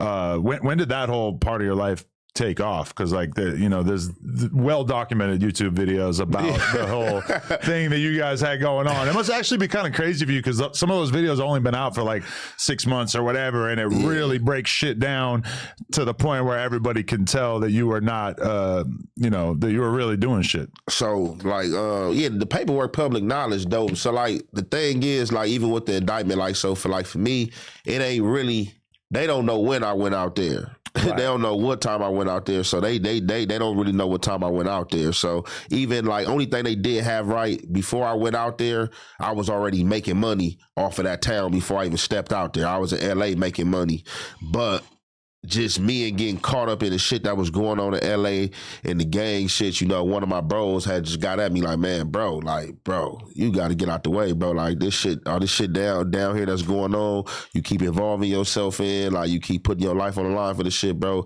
Like you gonna be stuck, bro. Like get some money. And then one of my other homies that called in, and he had just like, you know, an older homie that, you know, growing up I had you know, had a lot of profound respect for. He had just like told me a situation that happened. He like, hey, look, bro, you know, he like, you know, you did everything you can do wrong in the streets, you know, as far as like your gangsterism, bro. He like, bro, it's solid, bro. He like, you know, now he like, you know, you got to expand. You know what I'm saying? And I'm like, what you talking about? He like, bro, you got to go get some money. You feel me? And then, you know, shit, I went and got some money and shit. Once I started getting the money, I started seeing the upside of that. You feel me? Like, and that shit just like, you know, was just really like I was still in the streets, like, you know what I'm saying? Because every time I was still in LA, you know what I'm saying? I ain't gonna lie. Like, I'll be looking at these rappers, right? Like Dirk, you know what I'm saying? The young boys, like them dudes, you feel me? I be looking at a lot of them, like how they got money and still, you know what I'm saying, wanted to involve themselves or be involved in the street stuff. You know what I'm saying? I was a person that was involved in the street stuff before the money. So when I was start getting the money, I was still involved, and you start making, you know what I'm saying, some of the wrong decisions, you know what I'm saying, because you feeling the power of that money. But, you know what I'm saying, like slowly for surely, like once you see how that money coming in, you ain't gonna have enough time to involve yourself in the bullshit. That's when you gotta elevate your game and play a different position. That's right. Why, like, gotta understand when they say it's levels to this shit. Like, if you was, you know what I'm saying, popping your gun at 12, 13, 14, whatever, all through your 20s, like, man, you ain't gonna be doing that shit up in your 30s or at certain ages, man. You gotta play a different position, man. Like, you know, and that's part, you know what I'm saying, of, you know what I'm saying, you elevate, you know what I'm saying? Because, okay, the picture that some of these documentaries about your past and shit kind of painted, it just sounds like a crazy scenario, because you go up to a town, to an area in the Northwest. Are you mostly like servicing, you know, like crackheads and shit, or is it more like college kids, normal people? College kids. College kids. Man, yeah, I used to be on Gonzaga campus, but it ain't just college kids. So it's the whole town, like working class people. These Oxycontin pills, regular is doing it. This ain't like you selling no crack or crystal meth. Right. So like you dealing with that got money, it'd be probably work here at No Jumper. That's in your position. For sure, you know some oxy heads around here. You feel me? It'd be a motherfucker in your position, because like I was dealing with like with who own shit that was just like, hey man, I need some pills, coming to buy pills and shit like that. And I'm sure that shit is still big, but like you rewind the clock to like the 2010s and the Oxycontin shit was like all you would hear about when it came to fiends and shit. Now you hear about fentanyl all the time, but yeah, that oxys, that's all you would hear about. And the prices were crazy. You'd be hearing about like, an 80 milligram oxy is like $100 and shit like that. 125, shit like that, for sure. Hell yeah, to where they had to like make them to where you couldn't even chop them up anymore, smoke them or shoot them up. You feel me? Like, so they turned the OCs into OPs, and then people started messing with the oxycodones, the oxy 30s. You know what I'm saying? So like, yeah, man. The whole town was messing with them. It wasn't like you was messing with no crackheads. I ain't gonna even lie. Probably me seeing somebody that was just like bummed out, smoked out, coming up to me would have turned me off. Like, right. You know what I'm saying? So you was dealing like college, working class people, just regular people was coming like to get them off of you for real. Did it feel crazy because you're going up there? I'm assuming that it's a small percentage of black people in these towns. Like, do you feel like you stand out like kind of a sore thumb, and like the cops sort of know what you're getting into just by looking at you? See, all right, so in Washington, it's definitely in Spokane. Spokane is probably like the percentage, like it's a lot of black people up there, like blacks and whites. The percentage like even out to where like I think the mixed population is more than the actual black and white population, because, you know, blacks and whites up there made a lot. Okay. So it's like I was sticking out, but I was sticking out on the basis because of I don't look like the blacks from up there. Exactly, yeah. They you could feel tell. me? They especially can tell. Like you got a different swag. You got a bunch of tattoos and shit too. So it's like, you know, the cops like think about it. They look at these people every day, all day. They kind of know what they're looking at. For sure. Yeah. And I'm coming up there. So and like by that time I was going up there like I wasn't dressing like a game maker, but it's just like I'm coming from a big city. So if you coming from a city like a LA or New York, you got like a different swag. You coming up here shit with red monkey jeans, polo, Evisu, different shit that they really don't have up here. They got to go to Seattle for this shit. So just seeing your swag and how you walk and talk, and like so when people used to hear me talk, just like even like just meeting women and all that, like, oh my God, you not from here, huh? Like, nah, like yeah, you different from the black guys from up here. And I'd be like, oh, all right. So like, yeah, definitely, you definitely do, you know what I'm saying, stick out. But it's been dudes in LA probably since like the late 80s up there and stuff, you know what I'm saying? But just by way of people overdosing and the epidemic that became of these pills out here, you know what I'm saying? Like it created a big indictment. They got a big indictment, like shit, a big ass 62-man indictment out of us for sure. And looking back on it, were you totally oblivious to a lot of the different things that the cops were doing to basically track shit that was going on? Because in some of these videos I've seen, they break down all the different things that the cops were doing, where they were, you know, intercepting a package that was being sent through the mail. They would report on it and then still let the package go through, basically just to build like the biggest possible case and shit. Yeah, so we was oblivious to that. Yeah. But certain people was getting caught with money and wasn't saying nothing. You know what I'm saying? Like homies, like, you know, you're not gonna know if they check and see a package and let it go through because you got the package. You're gonna feel like you passed. Oh shit, I got it through. You know what I'm saying? Yeah. So the first time, like, I remember becoming aware of that is with my bro, you know what I'm saying? Rest in peace, my bro Tony Sody. Me and him, I had some business going on, and he had like a little friend of his come out of town. So she come out of town to pick some bread up for us to take back to LA. But while she doing the pickup, you know what I'm saying, she doing a little drop off or whatever.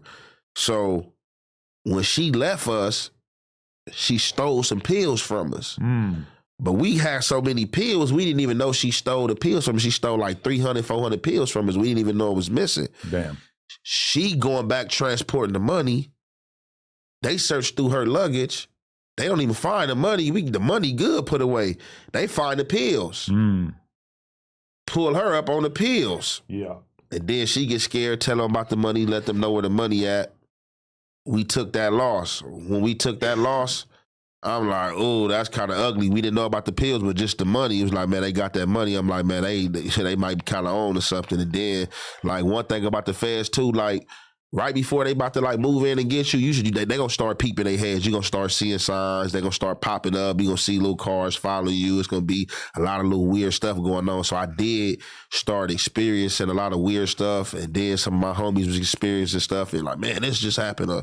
And then, like, I ain't gonna even lie, they start capping out. Like, right, probably like a month before they got us, like 3 weeks before they got us, they start capping out right in our hood on 83rd and Raymond. It was like 2 white boys in an unmarked car to where like, some crazy, like that car was capping out right there a lot to where like some crazy stuff almost happened to where the homies was like, man, hold on, bro, y'all tripping, bro. Like it's some white boys in that car, bro. That's the feds. You know what I'm saying? So like, yeah, it be, they definitely got like little tactics, but like, no, we didn't know nothing about them peeking at the money until we got our discovery and stuff like that. But like I said, I even had a situation with them going through the airport. Really? One day I was going back with 80 bands. They stopped me at LAX. I grabbed my stuff off the turnpike walking. They come out of nowhere, TSA. Hey, can we check your luggage? I'm like, check my luggage for what? They like, we just want to check your luggage. So I'm like, nah. So they was like, why we can't check your luggage? I'm like, out of everybody in this airport, man, y'all just coming at me. I'm like, man, it's 1 million people here. So I'm like, are you going to start the race thing? I'm like, I didn't say nothing about no race. I just said it's 1 million people here. Why y'all want to check my luggage? So they're like, man, look, we just want to check it. So as I'm going back and forth for TSA, they supervisor walk up. She like, man, how you doing, sir? I'm like, man, all right. How you doing? She like, all right, you know, long day, blah, blah, blah. She like, look, we know you probably had a long day. We got a long day. You know you ain't got nothing in the bag. We know you ain't got nothing in the bag. You mind if we just peep? I'm like, I do mind. Like, you know what I'm saying? Like, no, y'all not peeping in my bag. But I'm like, look, just let me hit my lawyer and let me ask him if it's okay for y'all to look in there. If he say yeah, you know what I'm saying? I'll let y'all look in there. She was like, you know what? She like, have a nice day. Once I got out that airport, man, I never caught a flight out there again. I should just start driving. I'm like, oh, that was weird. Like, I wasn't feeling it. I'm like, I'm going to just start driving after this. I ain't even about to go through that or going through no airports and getting stopped and try to lose no money or nothing like that. Because, shit, on the one with the girl I caught with the pill, shit, I already had lost $50,000 on that. So it's like, I ain't trying to, like, keep losing no money and trying to make up for this shit. But would you say you were keeping your criminal behavior like relatively secret, or was it the kind of thing where like people in LA kind of knew that you had shit going on? Because you're talking about losing 50,000. I'm assuming that you were driving around in something nice. You were probably wearing nicer clothes and whatnot. I feel like a lot of times it's hard to kind of keep that sort of secret to yourself. Yeah, people knew. So, I mean, yeah, some people did know. Yeah, I mean, you can't hide driving up. You pulling up in Benzes, you pulling up in Porsches, everybody you with. You with 5 people, you know what I'm saying? It ain't no normal thing to see no 10, 15 gang members all in luxury cars, you know what I'm saying? Bust down chains, rollies and all that. I know you're up to something, yeah. So, of course, on that basis, but you still don't know what's going on because you're not in this little thing of ours. So if you're not like from the gang or you not gang, and still, even if you is from the gang, even within the gang, you know, it's still certain cliques and sections. So if you're not privy to certain things, you're not privy to it. Yeah, you might know I'm getting some money and you might know I'm in Spokane, but see, my thing is about that indictment too, right? I wish I would have took it to trial and didn't take my time, because my lawyer had told me that it was for sure a big possibility that if I had went to trial and lost, I would have got under the 10-year deal that I took because they didn't have too much relevant conduct on me. Like, and I could have showed in trial that I'm not saying I'm not guilty of selling Oxycontin pills. What I'm telling y'all is that I'm not on this 8-trade gangster indictment that y'all trying to place me on, because I really was out there doing my own thing. Now, when I went out there initially, it was by way of 8-trade gangsters, but that shit was only for like 2 weeks. I instantly, once I seen what was going on, I instantly branched off and did my own thing. It was on the other side of town doing my own shit. So I just felt like I should have just had a separate indictment by myself. Cause like, I put a motherfucker on the indictment. Well, a lot of I don't deal with just because somebody called my phone and they phone tapped and they asked me for a key or asked me, can I pull up here? And we from 8-trade gangsters, I'm on what they own and doing what they doing. So just that word conspiracy and how they tie you into conspiracy and how they able to play the game with conspiracy it's a cold game. Nah, for sure. Was that on the advice of your lawyer that you took that deal, or did? No, I took it because this what happened. So really, they had offered me 6 years. I was one of the first people they came to. So after that 6 years, I probably would have been out like in 3. So I didn't even have to take the 10 years. What happened with the 10 years was we had a Frank's motion coming up. So the Frank's motion was for the wiretap phone calls. So we had over 1 million phone calls, So we already knew that going through the discovery, breaking stuff down, sharing information between lawyers and with each other, that they had did a lot of things unethical, and the way that they had tapped these phones was illegal. Right. They only had an arrest warrant to tap one phone. They had 7 phones tapped. They should have had 7 arrest warrants, separate arrest warrants. You gotta have an arrest warrant for each phone you got tapped. What they did was went to a judge, got an arrest warrant for one phone, and off that one arrest warrant, tapped 7 phones. Off the back, all those phone counts should have been throughout.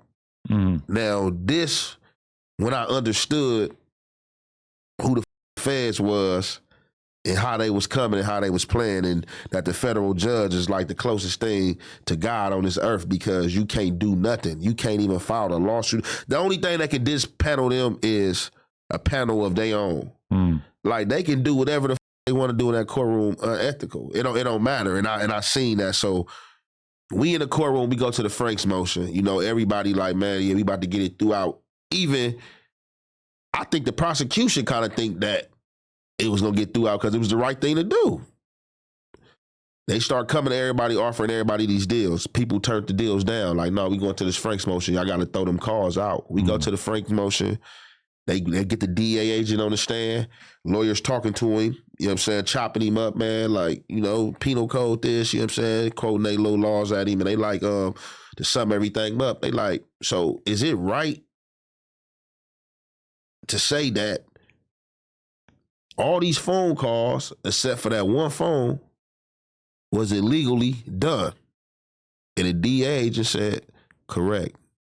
I should have had an arrest warrant for every phone I had tapped. I only had one arrest warrant. You know, what I did was unethical practice, but it was a lot going on. Ooh, I was just trying to get what I can get at the time, blah, blah, blah.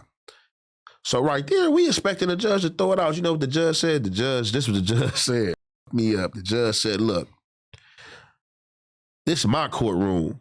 He said, I don't care who y'all call. Y'all can call the ACLU. Y'all can call the attorney general. Y'all can call who y'all want to call. This is my courtroom. I'm not throwing nothing out. It's over 1 million phone calls. Y'all can take that up in appeal. When I seen that f***ed me up. I'm like, oh, this shit kangaroo court. I instantly called my lawyer over like, hey, look, tell him let me get that 6. I'm out of here. He tell them, they like, all right, look, we gonna get back to y'all in a week. A week later, they came back with the deal was 10 years. I'm like, what? They went up. Like, yeah, being that motion ain't going y'all favor, they went up. So my lawyer, he like, man, f*** all that. He like, man, look, let's go to trial. You gonna get under that 10 years even if you lose trial. And I think you can beat them in trial because you can prove that you're not on this A-Trade gangster indictment. Like, only thing when I'm guilty of these, some of these dudes being my childhood friends and me growing up with these dudes, like even them, I wouldn't even get money with them. Like these my boys. Like when I'm out here, I'm on money. You feel me? I see y'all back in LA. You know, we go to LA, Supper Club, Hollywood, you know what I'm saying, have fun. But out here, I'm on money. Like, you know what I'm saying? I stay in the house getting money, you know what I'm saying, hit a little bar, back to the house type situation. But when I seen that right there, man, I'm like, oh yeah, the feds, it's a cold game, you know what I'm saying? So they went up to 10 years. My lawyer was ready to go to trial. I told him, no, I copped out to the 10 years, and he was mad. But I was like, in my mind, you know, me being used to the state, me being a state, I had never seen no motherfucking case. They offer you this and then go up. Usually it go backwards. You know what I'm saying? So that had kind of like me up mentally. And then I'm like, bro, I ain't never heard of nobody losing trial and getting less time than what they being offered on the deal. That didn't sound right. So I'm thinking he was trying to get me. But like these is two different entities. So you know what I'm saying? Like that was just like another learning experience for me for sure. Definitely. So you ended up doing how many years as a result? So I did off the 10, I did 8 years and 6 months. And then I had got out. I was out for like 15 months.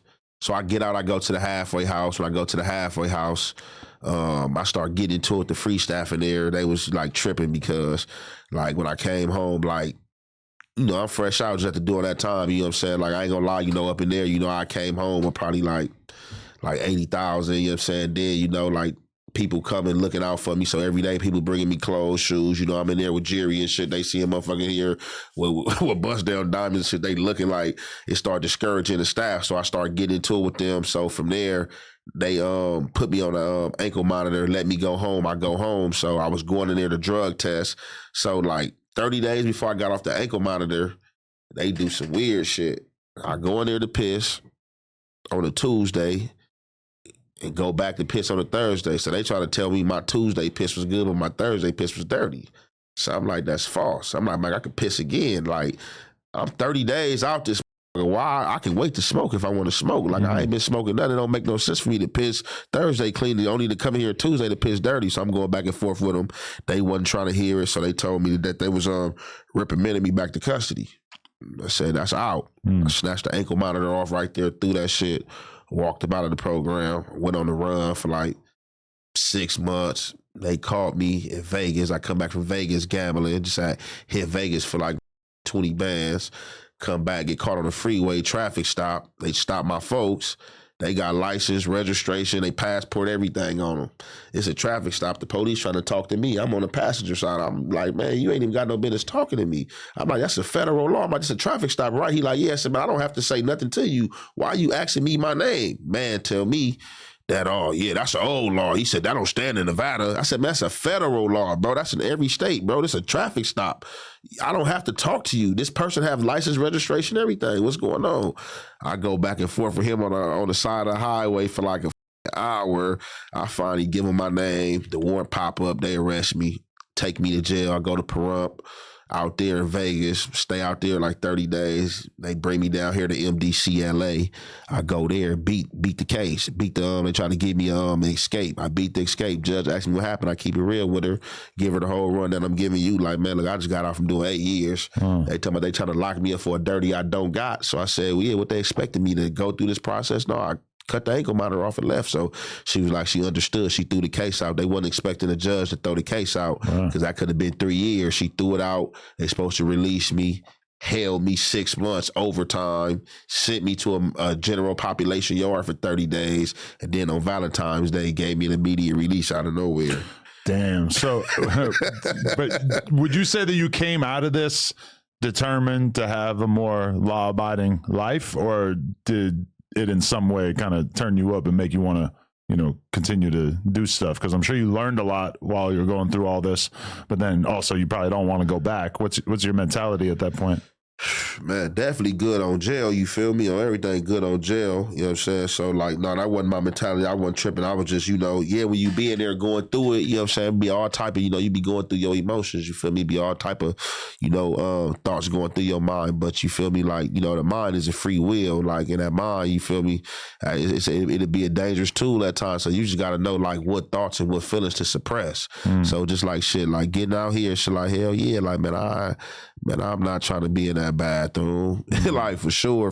Like, I did that too much. Like, and like I said, I just don't want to get in there because, like, when I'm in jail. Like, I'm going to be a part of the politics. I got a politic. And that should just be dumb, you know what I'm saying? Having to tell other grown man what to do, you know what I'm saying? Having to give people a sense of direction, you know, getting into it over this jail shit that ain't mine and shit like that. You know, ain't nobody got time for that shit. That shit old. That shit played out. Like, I'm trying to get some money, trying to, you know what I'm saying, you know, create this foundation, you know what I'm saying? Like, grow for generational wealth, man. Like, shit, I ain't got time to be playing. When you look at the stuff that you went down for and everything, though, is there part of you, like, is your mind state, that shit is stupid, I can't believe I wasted my time getting into this? Or is your mind state like, man, if I went back, I could do this shit, use all the knowledge that I have now to not get caught and be able to run it up in a way that you weren't necessarily able to before? Or is your mind state like, nah, this is just a dead end road? No, it's a dead end road. I don't ever want to bump my head twice on the same mistake. You know what I'm saying? Knowing it's a costly mistake. Yeah. So with that, that's how I feel. But I also feel like this. Do I feel wrong for what I went to jail for? Like, nah. Do I feel like I did anything? Nah, because did nobody die? Did nobody overdose? These was regular grown people. Never forced nothing on nobody. They was calling my phone, calling us to come sell it. The politicians do it. Oxycontin do it. When we went down, Oxycontin, the maker of Oxycontin, gave himself a bonus, like a $200 million bonus. So it's just like, I kind of feel like, you know, on a political level, you know, they write the law, they are the law, they do shit that they feel like we shouldn't do. So it's just like, shit, I feel like I shouldn't went to jail selling some pills. I mean, shit, the pharmacy do it, well, because they went to school and they're pharmaceutical, like they got the right to do it. Shit, they was calling my phone, buying this shit for me. It wasn't like I was selling crack, I was selling crystal meth and was dying. Like, it wasn't none of that. So I do feel indifferent about being in jail for that shit because they do the same shit. So, you know, I understand this shit on a political level. I'm not even thinking about this shit like on a poverty-stricken level, like, you know what I'm saying? So it's just like, I feel it, like, that's how I feel about that. But I know, like, nah, I ain't no need to be trying to be slick and play with these people, man. Like, hell no. Like, shit, hey, I'm not them. Shit, they gonna try to put me in a jail cell. Yeah, because for me at this point in my life, it's like, if you came to me with a foolproof plan that seemed like it was just sent down from God, like, hey, you could do this, this, and this, and there's 0% chance you're going to get caught and you can make millions of dollars, I'm still saying no at this point in my life, because the idea of having to go and sit down and even do a couple years is just so not worth it in comparison to any amount of money. Now, obviously, that's me being comfortable enough to be able to make that decision. And at a certain point in my life, when I think about it, when I was like 19, somebody was discussing with me and they told me, like, yeah, I know a dude who you basically will like take a rental car and pack that shit full of e-pills and you drive that shit up to Canada and they're going to give you, you know, 15 grand or 20 grand. And I remember being a young 19-year-old saying, like, shit, I'll do that tomorrow. Bro, like, sure. Because I needed money, period. I didn't give a I'm like, I'll do it. For sure. When I look at that now and I'm like, Jesus Christ, that is a serious crime right there, crossing a country line like that. Like state lines, man, that's a wild thing to do. But you know, that again, that's being 19 versus being 35. You're capable of making a much more intelligent analysis of the risks and everything at a certain point. But okay, so after that, did you basically keep your nose clean? Because what year is that you're coming home from doing all this time? That so that was 2021 when I got out. I went back down 2022, and then I got back out 2023. So I've been out over 2 years and stuff and all that. Been good, you know what I'm saying, through with my paperwork and stuff like that. So, you know what I'm saying? Like, yeah, I've been out, you know what I'm saying? Like, I wouldn't even went back if that situation wouldn't happen, but it was just like, I knew that that dirty wasn't mine. Like, y'all either swap me out with somebody else dirty or y'all did some bullshit. And I just like, really like, at that moment and point in time, like, hey, man, y'all got me f***ed up. I think y'all about to just take me back to a jail. Like, and I know that ain't me just to sit to do this process. Like, nah, y'all can just come holler at me later. Find me later and we can take care of this later. But right now, that's what we not doing. That's bullshit. Like, definitely. Where was your mentality at that point, though, in terms of what you thought that you should be doing with your life in 2023 or whatever, once you're finally free of all these situations? Where's your mentality at? Man, just, you know, just, you know what I'm saying, Stan, like, first and foremost, you feel me, just, you know, so first and foremost, for me, you know, fatherhood, you feel me, catching up with them kids, you feel me, during that time, catching up with them kids, trying to make sure I fulfill their happiness and stuff like that. And then everything else is secondary, you feel me, just like, you know, being able to provide, you feel me, gotta create a bag. So, you know, shit, doing content, you know, I got a lot of stuff, you know what I'm saying, popping off content, you know what I'm saying, dropping music, all that. So that's just like, you know, the state of mind I'm in right now, just, you know, like program, you know what I'm saying, just like, you know, gotta get some legal money, you feel me, just know, gotta stay away from the illegal acts and stuff like that. So just like, you know, fathering it and just, you know, creating a bag, whether it's looking into crypto or whatever. I'm just like, you know, I'll be all over the place. I'll be looking at all type of different ways, like to get money, you know what I'm saying, or to invest in something, you feel me? It just like, you know, just got the mentality like, you know, need that money to be being made while I'm asleep. So just like, you know, that's where the mentality at right now, man. Just creating a bag. Where the YouTuber hustle come from? Like who put you onto that, or is that just from you observing other channels and stuff? Happened by accident. Really? So basically I made the channel, right? My nephew had made the channel for me. My nephew had made that channel for my music. So I think I had just dropped one music video on there, and then after that I had answered back to Brick Baby on there. Then after I answered back to Brick Baby on there, like a lot of people have been telling me just like by way of Instagram, just me like dropping little gems and shit like, man, bro, why you don't, bro, you like a motivational speaker, bro, like, or why you don't, you know what I'm saying, drop content and do this and that. But like, I never thought about content. Like before me doing content, I had really never been on YouTube like that unless I was like watching a video or something. Like I swear to God, I didn't know YouTube had all that shit going on, or like unless I was looking up something like if you ain't got no information on something, you know, you can hit YouTube or how you make this or how you put this together. Like I didn't really know it was podcast channels and all this shit was going on. So like somebody had got at me and was like, hey man, you know, Brick Baby was on No Jumper with Big Deal, and he don't know what he talking about. He talking about that, you know that they talking about people they wouldn't sit down with and this and that, and he brought your name up talking about, yeah, you know, I wouldn't have sat down with Ant because, you know, he got another name that's derogatory and this and that. And I'm like, what? So when they sent me the clip, I'm looking, I'm like, all right. So then I responded to it on my Instagram. And at that time, I think I probably had like 21 subscribers, and I wasn't even on YouTube. I wasn't messing with the channel. It was for my music. Wait, so do you had a nickname that was disrespectful to the neighborhoods? No, I don't. So but Brick thought you did? Yeah. So he like, so my baby brother, you know what I'm saying, that's under him, he pushed a derogatory, like disrespectful name towards the neighborhoods. So you just hear Ant, you know what I'm saying? And he automatically was like, oh yeah, that's Ant other name. Like people hear me and they be like, oh yeah, that's Ant other name. Like people will be calling me his name, like, oh yeah, he big NBA. And I'll be like, what? Like, bro, I'm not big NBA, bro. I'm young Ant, bro. Like, but people just automatically, oh Ant, you the big NBA, huh? I'm like, the big NBA? I'm like, bro, I'm young Ant, bro. But that's how I know you don't know. You don't know me or haven't been around. So I was just answering back to that. And at that time, I didn't understand YouTube. So me having 21 subscribers, I thought with me having 21 subscribers that only 21 people don't view this shit.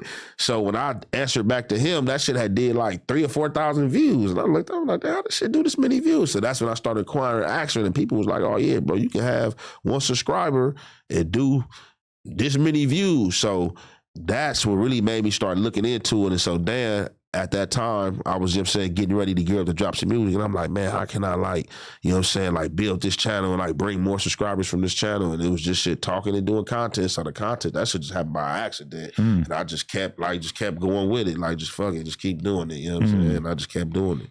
No, it's dope. It's good to hear.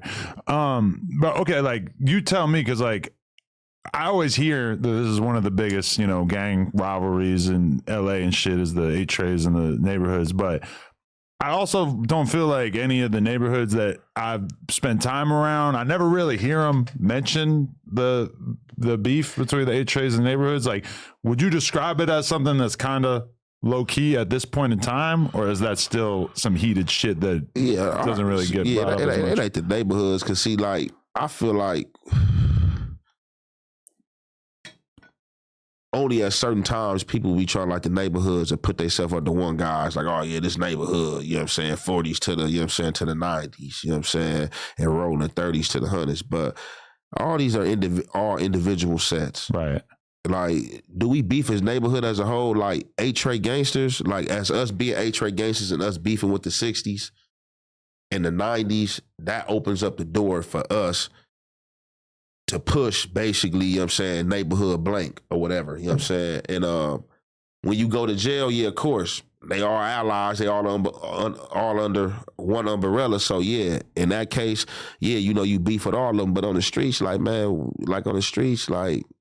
was having problem with the 60s, we was having problem with the 90s, and a problem with the 100s. We didn't beef with the neighborhoods as a whole, but I mean, if you run in probably to somebody, it'll probably be what it is. But man, at this point, man, I just feel like the whole aspect of what they trying to do and what they doing with this gang banging shit, that shit is that shit dupe. That shit weird. They need to let that shit go. If you want to gang bang right. Shit, help build your community. You know what I'm saying? Get a business over there. Get some money. You know what I'm saying? Help bring some positivity to your shit. You know what I'm saying? Because it's gay for you to be out here still on the same shit that's been going on for over 50 or 60 years. You got to make a transition, you know what I'm saying? Because when you go to jail anyway, you're going to go in there busting a spread and working out with them and talking about what girls you know, and oh yeah, I know your homie this and that.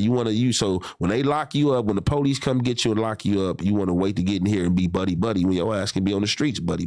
Yeah. You know what I'm saying? So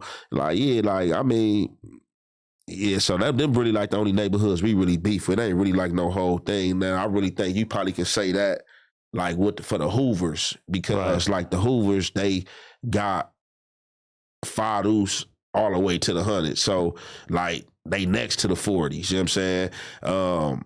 They not really next to the 60s, but they got probably a Hoover set, probably close to all the neighborhoods, probably except for the 60s. But so for them, it probably would be a thing like that. But for us, it's just our immediates, you know what I'm saying? And even with us in the 6-0s, that shit ain't really been nothing. You know what I'm saying? We had the little peace talk and stuff like that. But you know what I'm saying? We talked, sat down, had lunch with a few of them dudes and stuff like that. You know what I'm saying? But nothing really transpired. I feel stuff is still really the same. I feel when people hear the word peace, or when people hear, you know what I'm saying, when people see people trying to progress on something positive, that's when people start trying to get negative and start spray painting on walls and start trying to, you know what I'm saying, pop little shots and stuff like that. But other than that, it seems when nobody talking about it, or that ain't the focal point, everything really be cool. Right. Do you feel like the whole podcasting and content creation stuff, does that contribute to more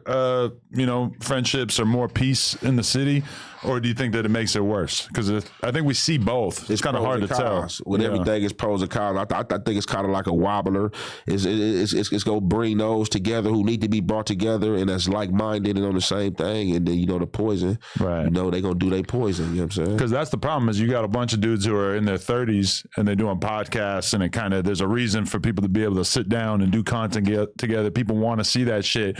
But then meanwhile, if you're 18 or 19, you're probably not a podcaster. after, yet you probably making music where you're kind of being disrespectful and shit like that. It's like, you know, you could have all the 35-year-olds in the world that get along and would rather be pushing peace, and typically it's the younger dudes that are kind of inflaming shit, and those are the dudes you always hear like, nah, like they can push peace, we ain't on that, you know? And it ain't, and I ain't gonna even just blame them, and it ain't just the young dudes, because you got some dudes, shit, right, 35 and older that's still poison, you know what I'm saying? Some dudes that ain't gonna do nothing, but they preach the poison to the younger ones. Oh yeah, F them. Oh yeah, man, F or what's it, they ain't talking about, you hear them talking about that and they on that. So you definitely, like, it's all type of people, it's all type of people, and I just feel like, even though, you know what I'm saying, you have age brackets, you know what I'm saying, it's poison in every age bracket. So you got older dudes who ain't with it either, you feel me? Just like you got young dudes who ain't with it, but it ain't nothing really going on. Like I said,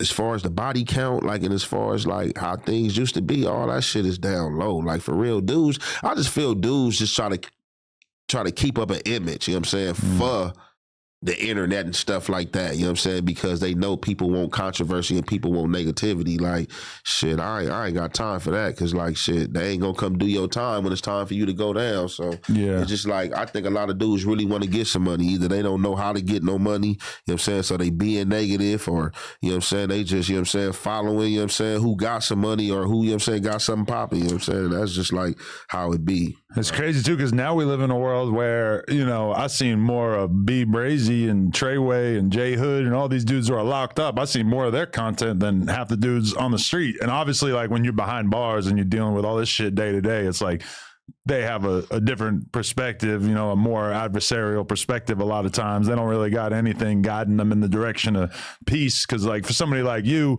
know, if you're thinking about saying something disrespectful in a video or whatever, not to say you would do that, it feels like your brain is going to go to, well, shit, I got a good life out here, and I got a reason to want to stay free and to not inflame this shit. But meanwhile, you're somebody who's doing life. Some of these guys doing life. What the reason do they have to not inflame tensions when this is their day to day? Every day they got to wake up and just be in the face of somebody that they don't get along with, etc. It's like, it's kind of crazy that all these dudes who are locked up have such a big influence on what people are talking about these days.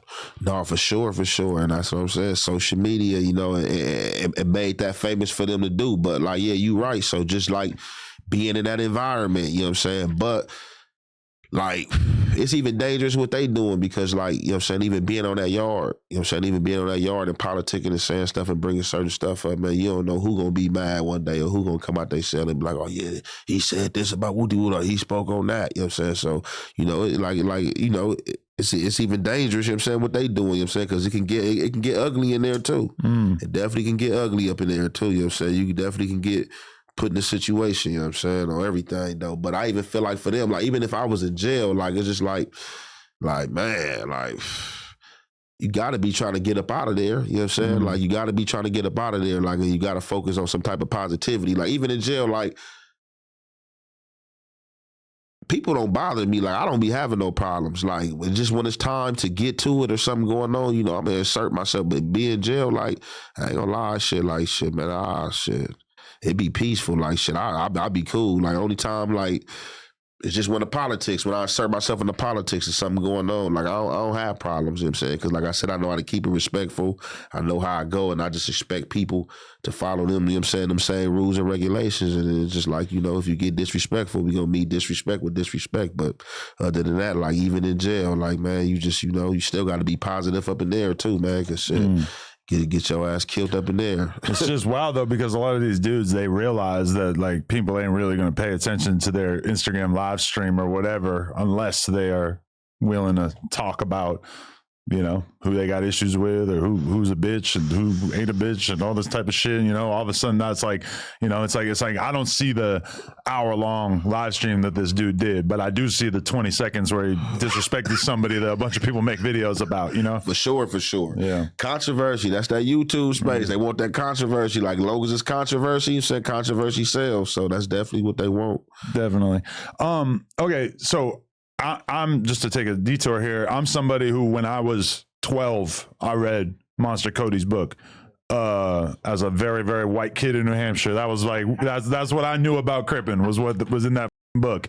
So, and I heard the passion that came out when you were talking about it with Wack and how you didn't appreciate some stuff that he had said about him in the past and everything like that. Like growing up where you're from, was that just like the number one name, the loudest presence and everything? Like talk about his influence. No, for sure. Like, you know, like you gotta, man, that man influence was cultural. Like that man started Crips and Bloods on the East Coast. You feel me? Like, so just like he definitely had that impact. Like even before I met him, like he definitely was early on impactful for me. Like reading that book in juvenile hall, I ain't gonna lie, like that book for me was like a Bible. You know what I'm saying? Like every time I went to jail, I had to have that book. I read that book, you know what I'm saying? And then, you know, actually getting to meet him and having a relationship with him, you feel me, on everything. And so just like, you know, getting the stamp of his approval and everything, like, you know, that was definitely like, you know, like everything, you know, honorable, you know what I'm saying, at the time, you know what I'm saying, when I was in that space, for sure. So, hell yeah, I wasn't feeling what Wack was saying. Right, because for people who haven't seen it, Wack, kind of like his way of, you know, denigrating Monster Cody's life story is basically to say like, oh, he used to smoke crack. Which is like, you know, if you lived through the 80s and 90s, I take it that I'm cool. But that's not that controversial. Like a lot of people were smoking crack back then. It's not like smoking crack now where you know exactly what this does to you and how bad it could ruin your life. Back then, you know, you hear stories all the time about from all cities all over America, that, you know, all kinds of people who are powerful and, you know, people's moms smoking crack that had absolutely no idea what it was going to do to them and shit like that. So what's your perspective on Wack kind of taking that perspective? And were people mad at you even being involved in that conversation? Because the whole tone of it was a little disrespectful, I guess. No, I mean, shit, what could you say? Like, I know Monster. A lot of people don't know Monster. And I mean, you know, rest in peace, you know what I'm saying, to the G homie. But I mean, shit, like, what could you say? You can't say nothing to me about speaking about his name. Like, you feel me? Like, this a dude I had a relationship with, actually talked to. Like, I can speak, you know what I'm saying, on his name. So, with that being said, like, for me, Wack basically was like, you know, was like, you know, basically, you know, I apologize, like if I did say something wrong, because the stuff I was pointing out to him that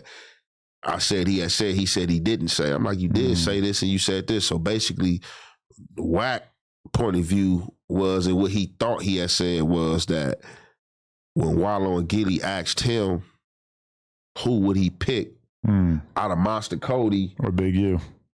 And Big U, he said Big U, and he said Big U because of Big U, you know, he evolved, you know, Big U had the gangsterism, then evolved and stuff like that. And like I told him, I'm like, bro, the problem wasn't about you picking Big U. I'll never be mad at you about you, I like Big U over Monster Cody. Your pick is your pick. You know what I'm saying? It is what it is. My thing was about you trying to downgrade him about him smoking crack. Like, bro, like him smoking crack don't take away for everything that he earned, you know what I'm saying, that was righteous to the streets. You know what I'm saying? You can't take that from him. He did that. And what you got to think, with him doing all this stuff that's alleged, you know what I'm saying, that probably was his road to smoking crack, you know what I'm saying, trying to harvest them demons, like, you know what I'm saying? So that's what I was just like kind of pointing out to him, and he was just like, no, you know, I was just saying that Big U transitioned, you know, Monster didn't make the transition, you know what I'm saying? And I'm just like, you feel me? You know, you said this, but, you know, we can conclude it there. You know, I ain't tripping, you know what I'm saying? That wasn't cool, you know what I'm saying? Like, a lot of people smoke crack. I'm pretty sure you got G homies and older homies, aunties, or somebody that done did some crack when it hit in the 80s. Shit, or, I mean, that's like me saying, like, yo, you know, Jefe, I'm fucking with Jefe. He's a cool dude. Oh, man, he ain't nothing but an oxy salesman, you know? Or, like, they can say about me, oh, he used to be a cokehead. He used to be fucking snorting all kinds of shit, doing every drug under the butt. Yeah, all right. Hey, don't like write off everything else that a person did with their life, you know? For sure. No, for sure. No, but no, it was a good conversation. But besides Wack funny, you know what I'm saying? I like Wack though. Besides him, you know what I'm saying? Keep on trying to talk over him. And all that, it was a cool little conversation, you know what I'm saying? It was a cool conversation, but I was just wanting to tell him that, like, them two names don't even really, like, as far as, like, gangsterism in the streets, they don't compare, because, like, in the streets, like, what people got to understand, y'all know what Monster Cody was known for. Y'all don't got to speak on what he was known for. Big U wasn't known for that. Big U was originally known as being a jacker, and then, you know what I'm saying, a jacker that knew how to fight, that was knocking people out, you know what I'm saying?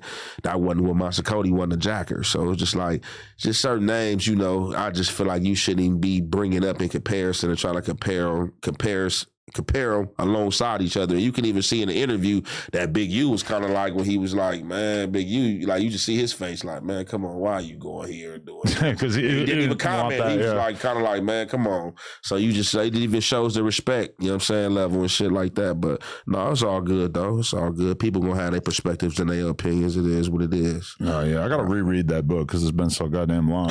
I'll probably read it with very different eyes these days. For sure. Everything. Because I know, I used to know that book front to back. Somebody was talking about that book with me the other day, and they had said something about it, and I'm like, man, I don't remember that in there. I used to know that book front to back, so it kind of made me want to go back through there and read it again too.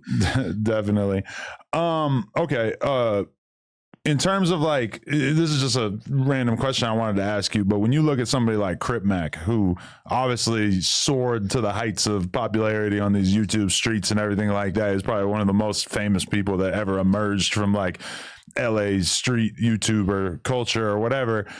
What would be your suggestion to somebody like him when he gets out? Because obviously he seems like he's really actually tried to change his life, which is a little bit different than 4Extras, who seems like he's like willingly running into situations where he's going to get locked up. But with Crip Mac, you know, we've seen him move out of town and really try to like, you know, live a more quiet existence and stuff before he got picked up again. But you know, what's your perspective on Crip Mac? You think he got a chance of keeping his nose clean when he comes back out?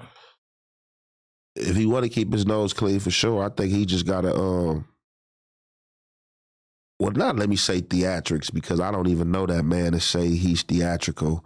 But I mean, just like, you know, if you want to be low key, you know what I'm saying, you can't have the extras. And Crip Mac got the extras. Right. You can't be low key with the extras. It's like, you know, you can move out the hood, but just because you move out the hood don't mean that the hood is not still in you. So I mean, like, if he really, you know, passionate about changing, you know what I'm saying, like shit, he can make it happen. It's up to him, you know what I'm saying? But, you know, that's on him.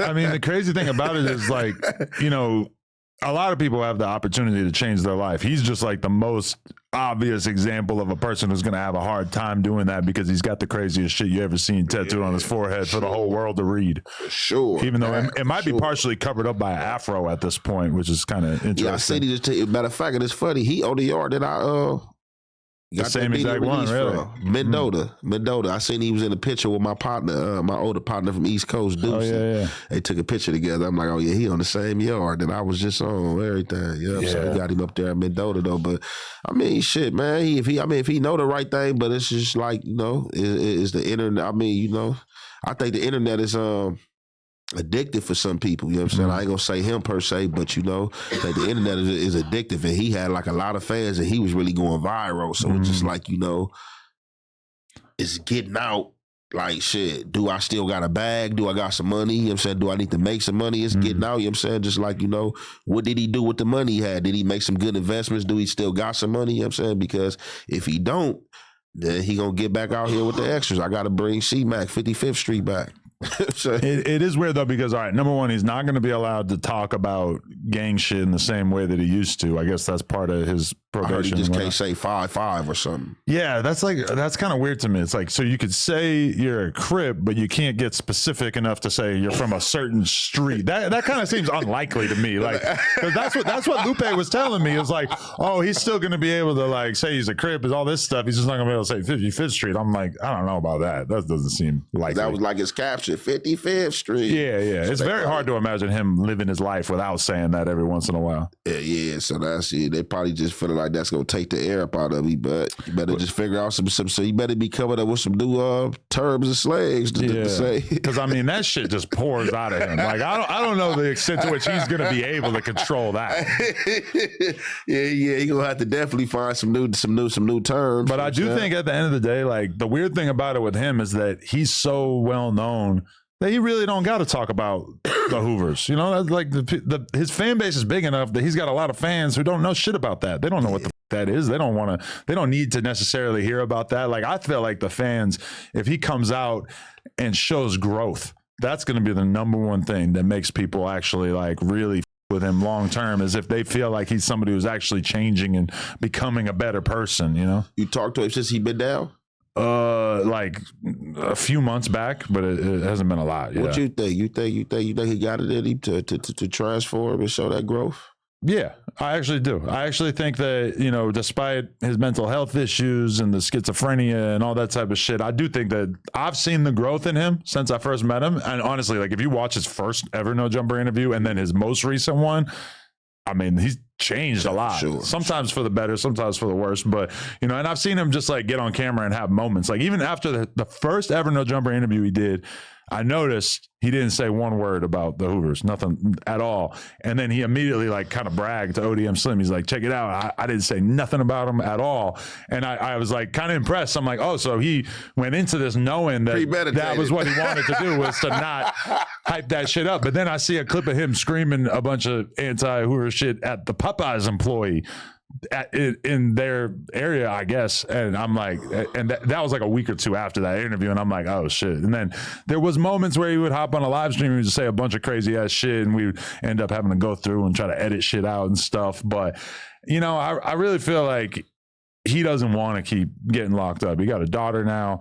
I mean, I feel like he got a baby. Yeah. She's probably 1.5 now at this point. See, that's what I'm saying. That like, I know for me, like fatherhood, because I know, like when I was by myself, shit, I was selfish. I was giving like all my participation and everything to the gang. But like I said, like with fatherhood, I know definitely with being a girl dad, like that shit like different, you feel me? Like, you know, I probably kind of would have still been a little bit rough around the edges if I was a boy dad, but it's like that, like you being a girl dad is kind of different for me, you know what I'm saying? Like, you know, I embrace fatherhood, like, you know, more. And like with that, it's just like, you know, you're gonna definitely have to change because you can't be out here on that. And like, and then, it's just like, and I just feel like if you really imminent about change, like that shit gotta come from within. How old's your daughter? My oldest, she's 12. Oh, okay. Just one daughter? No, I got 2. Oh, okay. 2 daughters. I got the youngest, she 3. I mean, there's something that happens when you have a daughter where all of a sudden you start analyzing a lot of shit from your life, even song lyrics. I'll just hear a rapper say some shit and just be like, damn, I don't want to have to explain that lyric to her when she gets older. Or, you know, it's like, it's just a lot of stuff that you kind of start checking yourself and you're like, I want to be the kind of person that teaches my daughter what she needs to know about life. For sure. And that in turn means probably warning her about a lot of guys that were thinking the way that I was thinking for the majority of my life. And that's how I kind of like tell my daughter, and I keep it raw with my daughter, you know, it's best way possible, you know what I'm saying, without being too edgy, you feel me? Like just about life and like dealing with people. Don't even be thinking about no boys. You got like a whole life ahead of you. Be his kid for as long as possible. You know what I'm saying? Just be thinking career wise, you know what I'm saying? Because you don't want to ask nobody for nothing, you feel me? So that's why I just like try to keep her busy, just like from what karate to, you know what I'm saying, basketball to different shit. Like you ain't gonna even have time to just even be thinking about certain shit. Like do this, like, you know what I'm saying? By the time you get finished with school and karate and basketball and whatever else you want to do, whether it's jury team or gymnastics, you're going to be tired of just wanting to shower and sleep. What's the craziest thing that your 12-year-old ever said to you based on like something she heard about you or saw on YouTube or anything like that? What's the most awkward thing that you ever had to confront? Man, she ain't ever came to me. I ain't had to confront nothing. Really, the YouTube stuff, she'd be happy, like, cause see, a lot of her friends don't be knowing I'm her dad, or it had just been like, I remember like probably like a few months back, she was at one of her friends' house, you know what I'm saying, and her friend is Hispanic, you know what I'm saying, and her little brother was, you know what I'm saying, banging one of my songs. And she was like, oh, Dad, man, my friend Wooty Woo, her brother, you know what I'm saying, he's this age and he was listening to your song, you know what I'm saying, Imaginary Smoke. Woo. And I was just like, oh, that's my dad. So it'd be a lot of little situations like that. It ain't ever been a situation that I had to confront to where she felt uncomfortable or it was something uncomfortable that I had to explain. Yeah, that's good. That's like, because I tell her, because like too, she really don't, as far as YouTube, when she do be on YouTube, I don't even think she watches me like that. You know what I'm saying? She be like on her kid stuff. You know what I'm saying? The stuff she's supposed to be watching it. Really, she's more like a TikTok kid. So she be on TikTok more than anything. You know what I'm saying? For sure. Yeah. I mean, there's a whole world of shit that a young girl could be paying attention to on YouTube. You know, like all these weird celebrities that we never heard of and little kids doing vlogging and all that kind of shit. That's a good thing if she's not immediately gravitated towards that. But that's why you got to protect the algorithm. So, like even sometimes there'll be channels like, you know, that make videos about me all the time, and I'll just click the thing, do not recommend. I'm cleansing that timeline for the future. So that, sure. You know, I don't really want to see it either, but it's like, even especially for her, it's like, because she'll sometimes point at the TV and say like, Dad, why are you on the screen? And I'll be looking at it and it's a video talking shit about me. I'm like, oh, I don't know. Yeah, it's a little video about me. I don't know. For sure. Yeah. Nah, yeah, for sure. That's funny. No, it'd be funny. My younger daughter, she don't know what's going on, but she be seeing me. Like if YouTube will pop up and I'll be on the screen, she'd be like, Dad. And I'll be looking like her, she'd be like, that's you. And I'll be like, yeah, that's me right there. Yeah. Good thing, you know what I'm saying? You don't know the basis of the video, you know what I'm saying? But like, I don't be getting too crazy anyway. So just like, you know, I'll be reacting to stuff. So like, I don't think I hopped out there and said nothing prerogative or that just something to come back just like uncomfortable. You know what I'm saying? Because even with that too, like, you know what I'm saying, I do be thinking about that, like, you know what I'm saying? And I'm just not gonna hop out there like that as a person, you feel me? Just like, you know, me reacting to nothing, you know, that ain't nothing that my children should feel comfortable or not uncomfortable about, you know what I'm saying?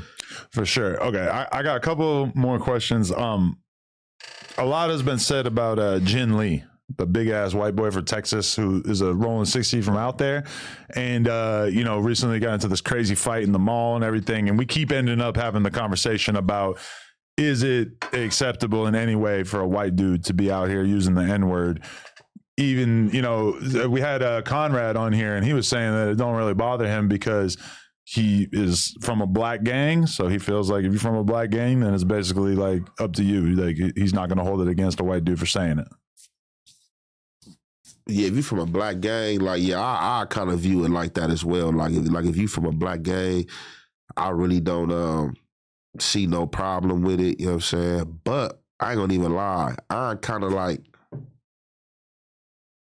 I fell out of step in the basis of what that word, like, you know what I'm saying? Like, I ain't really too passionate about that word, you know, and who using it. If you using it to be derogatory, a motherfucker gonna get on your ass. Right. But, you know, you in jail with a million Mexicans and they use it all day. So it's just like, you know, if you ain't gonna say none of them and check them about it, how you gonna, because I feel like, you know, the whites, they impressed us and all this and that shit. Like, I'm not about to even get into all that. Like, yeah, if you from a black gang, shit, you basically saying shit, you rock with the blacks. You know, you got the ideology of this, who you want to push with, this who you rep with. I don't see no problem with them shit using it. Nah.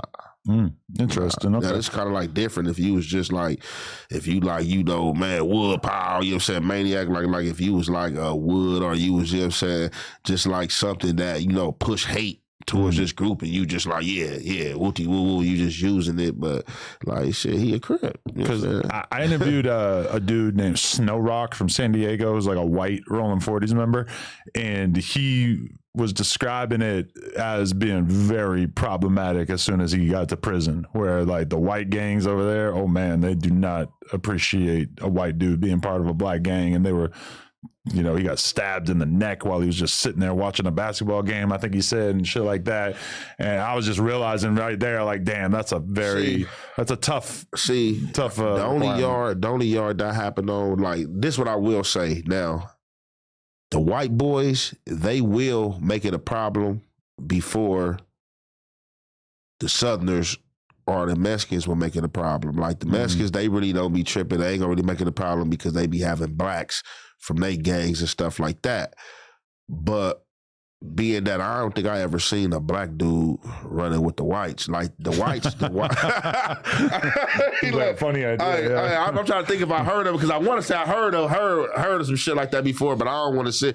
But I haven't seen it because most whites don't even have a gang until they get locked up, right? The prison and so shit. It's like, how will that even happen? So with that being said, right?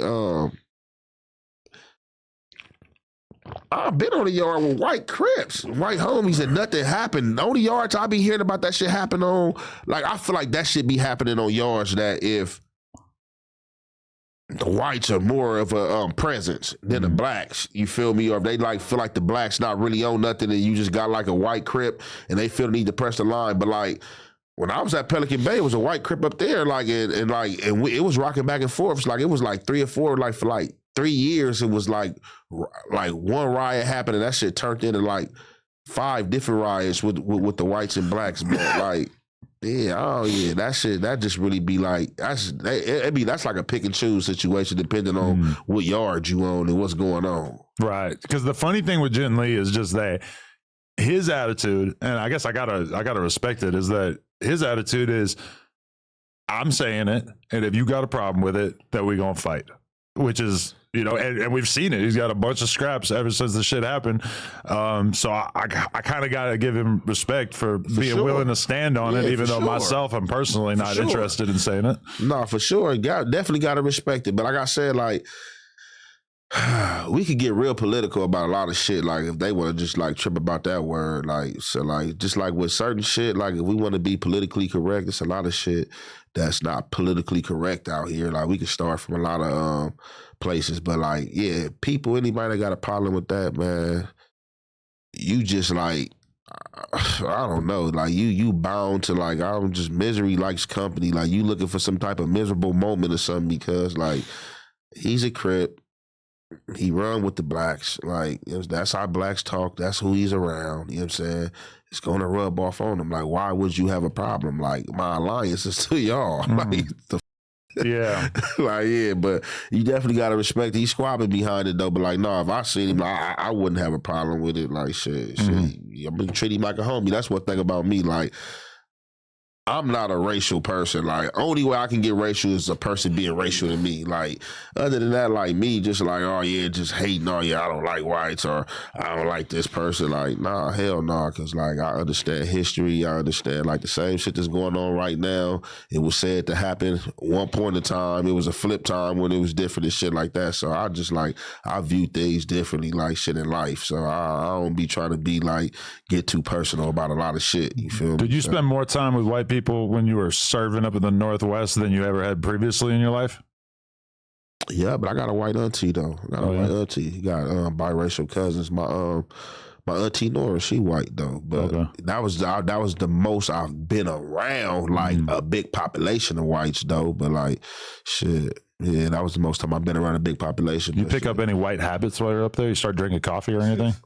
That's a white habit. Well, I looked it up yesterday. That like statistically, white people drink way more coffee than black people, which I always assumed that, but I never looked it up till yesterday. No shit. No, for sure. Start going to Bed Bath and Beyond and shit. No, definitely a Bed Bath and Beyond. Okay, nice, for sure. I don't know if that's a white thing. Seems like it. Yeah. Skin? Yeah, snowboarding. That's what for real? Oh, hell yeah, I was hitting them slopes. I bet you were. Hey, no. I only like smoking weed. See, I don't fuck with, look, weed. Only thing I like outside of weed that I did it in a long time that I like is mushrooms. But like weed and shrooms, I fuck with. But anything else, I'll be like scared of drugs and shit like that. I drink here and there, shit. I turn up drink here and there. But my boy gifted me this bag of gummies that are like mushrooms and MDMA in the same candy. Yeah, that's a good time right there. Damn. You put those two together because it's like the mushrooms have you like feeling a little trippy, a little weird, but then the MDMA just makes you feel good as and it's like it's a little too much fun. Yeah, no, for sure. No, I like the shrooms though, for sure. The shrooms and the weed and shit. But like, yeah, skiing though, I like skiing too. I learned how to ski in a few days though. I like that shit too. I ain't gonna lie. That's something I liked it better than snowboard. Snowboard, the motherfucker kept on like falling. It was like really hard for me to like capture my balance and shit. But the skiing, I got right with that shit like quick and was hitting slopes. So I'm like, oh yeah, this shit fun right here. I only been snowboarding once in my life a couple of years ago, and it was super hard. Like, it was really fun, but it was really hard too. And they told me that skiing is like way easier and way more fun if you're not experienced. I was skiing like a pro in 2 days for sure. But like that, like I started to go to Idaho Lake, get out there on the lake. I'm scared to surf, but I was on the boat, the jet skis and shit. But I wasn't trying to do no surfing shit though, for sure. Surfing is hard. Oh my God. That is like, I've done it where it takes so much energy for you to just paddle out to the part where the waves break. And then you got to like wait, have the perfect timing for when you see the wave coming. And then you got to start paddling on the board so you can like basically get on top of the wave at the right point. And then you got to stand up. It takes you so long to even get like an opportunity to try to stand up on the board. And then once you stand up on it, you're tired as from swimming like for so long, and it is like you gotta be in shape for real, bro. I got crazy respect. Anyone who's good at that shit, massive respect. Because like with a skateboard, you could just roll back and forth, try to do an ollie, try to do a kickflip, whatever. To even try to stand up on the board takes so much preparation that it's crazy, bro. You ever been to the Great Wolf Lodge? Yeah, yes. A couple months ago, yeah. All right, man. So I just went there too, like a couple months ago. That's funny, right? And it's like an indoor water park for the people at home. Yeah, man. I did the little ski. You did the ski shit in there. Oh, I seen that. The surfboard. Yeah, it's like I was trying to stand up on there. Every time that shit was shoot me right up the little thing, but it was fun. I do want to try that thing. No, you got to. I ain't gonna even lie. I'm gonna that's go like back the there. best way that you could get experience with what it actually feels like to do that shit. No, for sure, because they got the water pressure. They got it. You start at the bottom. And you get the surfboard, and they gonna start you at the water pressure to where it shoot you up cause shit. I wait, shit. I'm a solid weight. So for that shit to blast me up at the top like that, I was like, damn. Like I'm trying to stand on the thing. Next thing you know, I just remember just being on my back, water on my face, and being shot to the top. But I kept on. But it was fun. I kept trying to do it though. But no, the Great Wolf Lodge though, that's a fun park, and that little surfing thing that's definitely fun. For sure, yeah. I gotta go back there sometime. That's a wild place right there, the Great Wolf Lodge. My kid still brings it up all the time because she just was so amused by that place. Hey, my daughter, she thought that was my mama's house, right? What? Yeah. Hey, the youngest, when she be talking about mama, she be like, Granny house, the water park. And I'm like, that wasn't her house. What the fuck? She was just with us. You know what I'm saying? At the hotel and shit and all that. She thought that was mom's house. I would be laughing every time she bring up, yeah, my granny house, the water. Well, I'm like, that's not her house. Wow. For sure. She definitely think that's her granny house. I felt popular as in that place too. All the lifeguards are with me and shit, taking photos of me. You for sure. Oh man, I was like, I gotta keep coming back to this place. I feel so accepted here. Yeah. Hey, for sure. I know they were stopping you in there, but no, that's a fun ass water park though. Yeah, I like it. Yo, so all right, I have more questions I'd like to ask you, but I kind of got dips. But I appreciate you coming through. And my last question or statement that I want to give is I just want to give you my condolences because I saw you talking about how bad ODM Slim did you, and I really just felt for you, man. That shit, that probably had you thinking twice about, man, maybe these neighborhoods ain't so good after all. Man, look, the cold part about it, the commentary I did it out of fun. I wasn't tripping. Right? Oh, okay. For the people at home, ODM's told him that he was going to pick him up and take him to Rolling Loud with him, and then basically just ghosted you and went live there and didn't fill you in. Did you guys ever have a conversation about this? Did you end up having a conversation? Oh yeah, most definitely. Hell yeah, I was on his ass, but I said when I did the segment, I was on him. He didn't know I was gonna do the segment, but but he said I was talking shit, but he hit me right in the middle of the segment. I'm like, nah, I'm gonna hit you back in a minute. So after the segment was over, I hit him. He like, man, no, bro, man, this is what happened. So basically that day he had pulled up on me and shit and set some shit up for me, and then he was like, hey, bro, man, come with me to Rolling Loud, and I told him nah, and I'm like, shit, bro, I'm cool. Like he like, man, come on, bro, and I'm like, man, I'm good. So he talked me into going to Rolling Loud. I get dressed and all this shit. I'm calling him. He ain't answering. So I'm like, damn, what's up with this fool? Man, I look up like an hour later, I see this going live at Rolling Loud, walking in there smiling, get stopped by some of his home. Oh, man, what's up, man? Like, man, what you doing in here? He like, oh, man, you know, man, I got the pass. And I'm looking like, man, look at this jackass. Hey, for sure, I hit him right. Look, he don't answer that. He hit me, man. That man, bro, my bad, bro, man. Like, I guess he had, he was getting tickets through somebody else, and he said he had got the tickets late, and by the time he got up there and all that, I'm like, man, it's all good, but that's why I told you no from the get-go. I didn't even want to go. You talked me into getting dressed, bro. Yeah, that was funny, man. Just picturing you having to get ready for no reason like that, like just because this didn't have it in him to tell you no. Just be straight up about it. ODM, what are you doing, man? Yeah, ODM, man, was on a good whiff or something, man. He had hit something and forgot about me, man. For real? He had to. He looked like he was high as hell, you know what I'm saying? I know how I go. Probably got high off something, forgot, you know what I'm saying? Or everything. Man, I like ODM Slim. I don't know. At some point, he started making videos talking shit about me. I don't really know why. I don't remember why. I think he's an aspiring Figmunity host. So I think he thinks he's going to get a job if he talks about me. I don't know. That's the wrong thing, man. But you know what I do respect about them though, because like I'll be having to tell him, like him and Munchie, you feel me? Because you know him and Munchie, they got their little ops, they be on the shit, and I just be telling them like, you know, man, y'all the bros. y'all, but like I said, bro, I don't do all the like riding coattails and you got a beef with them.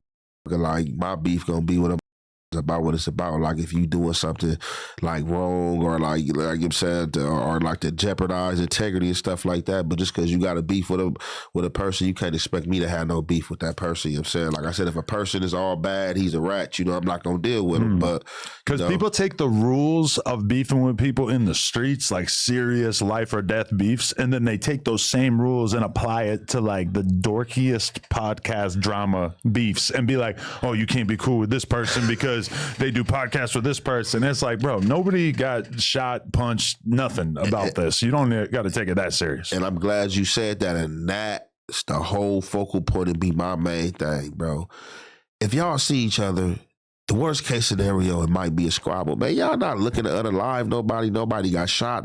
People got killed. So it really ain't no beef. It's just like some podcast stuff and people feel some type of way because the world is watching and certain things are said, oh, you a bitch. Oh, yeah, F your damn mind. I understand when people say certain things, it ain't no coming back from. But, you got to understand if a person say, your dead mama, and I'm not related to that dead mama or dead brother or something, that's just your beef, bro, with that person, bro. Like, I don't have nothing to do with that, bro. Right. You know what I'm saying? That if he told or did something to where we fancy that we don't deal with people in a lifestyle that we lead, then, I'm going to stand on integrity, like in real life or the street life. Like, even in my real personal life, I don't really want to be dealing with nobody informant, but you got to understand and get out the mind frame in that because if you in a business space, you not dealing in the street, so a person shouldn't even have nothing to tell on you about anyway. But it's just like, man, if you ain't looking to really to like unalive nobody, like the beef ain't really real. It's just like really just YouTube, imaginary smoke. Yeah, there it is. Like, for sure. How focused are you on your music versus making YouTube content? Like in your mind, which one demands more time, or which one are you more motivated by? The content is easy. I'm motivated by my music. I got so much music. I'm just starting to drop my music more. You know what I'm saying? So I just dropped the tape 2 days ago, the 13th, called Don't Care About Nothing. So I'm really like passionate about the music, but it's just like, me being an independent artist, you know what I'm saying? I'm like trying to go like the route as I'm doing the music. I'm trying to learn the business and and learn how to marketing my music, you feel me? So like the content, that's just another bag, that's just another bag to exercise, it come easy, it really ain't time consuming. Like shit, I do that on the go, like shit with my phone. Like I got mics, all the little shit I don't even use and I pay money for it because I really don't have time and I just really be wanting to blog on the go. So I might just be in the car, I'll be leaving here, set the phone up and just, see what's going on and react to something or, drop a prison story or, something personal or something like that. So it's just like, I'm juggling both of them. You know what I'm saying? It's just like, I'm doing both of them. Before I even like intentionally went to listen to your music, I heard a lot of it because you always put it as the intro to your YouTube videos. So I probably listened to like 10 songs last night before I even like went and intentionally clicked on any of your music. And honestly, your shit is pretty good. I fuck with it. Yeah, for sure. I appreciate it. For sure. Yeah. Definitely got more coming though. But like, I definitely love the music. Like I said, I'm sitting on tracks. Like I'm sitting on shit like to where I can release how I want to release. But that's just like, I'm just like, putting my money behind, putting that like, marketing my shit, doing shit like that, getting ads, going and shit like that. So that's what I really want to do. But like I said, I like the content too, though, being that I've been doing it going like on 8 months now, you know what I'm saying? Like shit, I got comfortable in that space too. So I just feel like they both coincide with each other. Like I feel like, it ain't no pick content or pick rapping like shit, but I do both of them. Like shit, you get a bag for both of them, shit. So definitely. I like doing both of them.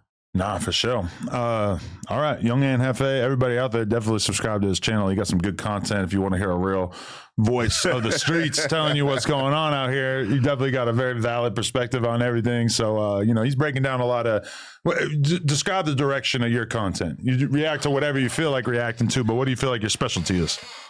It really ain't no specialty. Like for me, Adam, like, I'm not like a person like that like to go by rules and regulations that's set in place by people. Like, so for like the social media space, like I really don't follow no pedigree. I just freestyle. I just do me. I just be like authentic. Like so people always ask me, oh, how you grow your channel so fast? How you get this many subscribers? And I'm just like, I can't give you the answer to that. I just got up there, uploading my content and being me, and you know, people was rocking with it. You feel me? So it's just like, you know, I just authentically be me. You feel me? Like shit, ain't no recipe. You know, some people got a recipe, some people got a formula. Like I just do me. You know how I feel. So it's just like I'm open to what I'm open to. You know, I did kind of was getting caught up and speaking on certain topics and subjects, but that's not me. I just know certain things I don't want to speak on, and I just feel like, you know, I'm open to speak on whatever. It might be politics one day. Like if I see something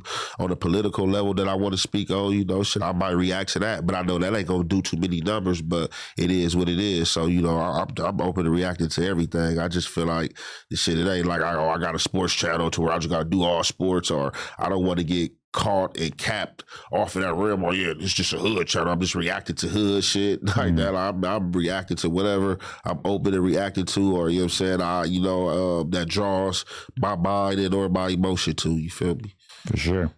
Well, I appreciate you pulling up, man. We should definitely do more shit in the future, because I feel like you got a real good knack for this type of content, for sure. No, good, for sure, podcast, man.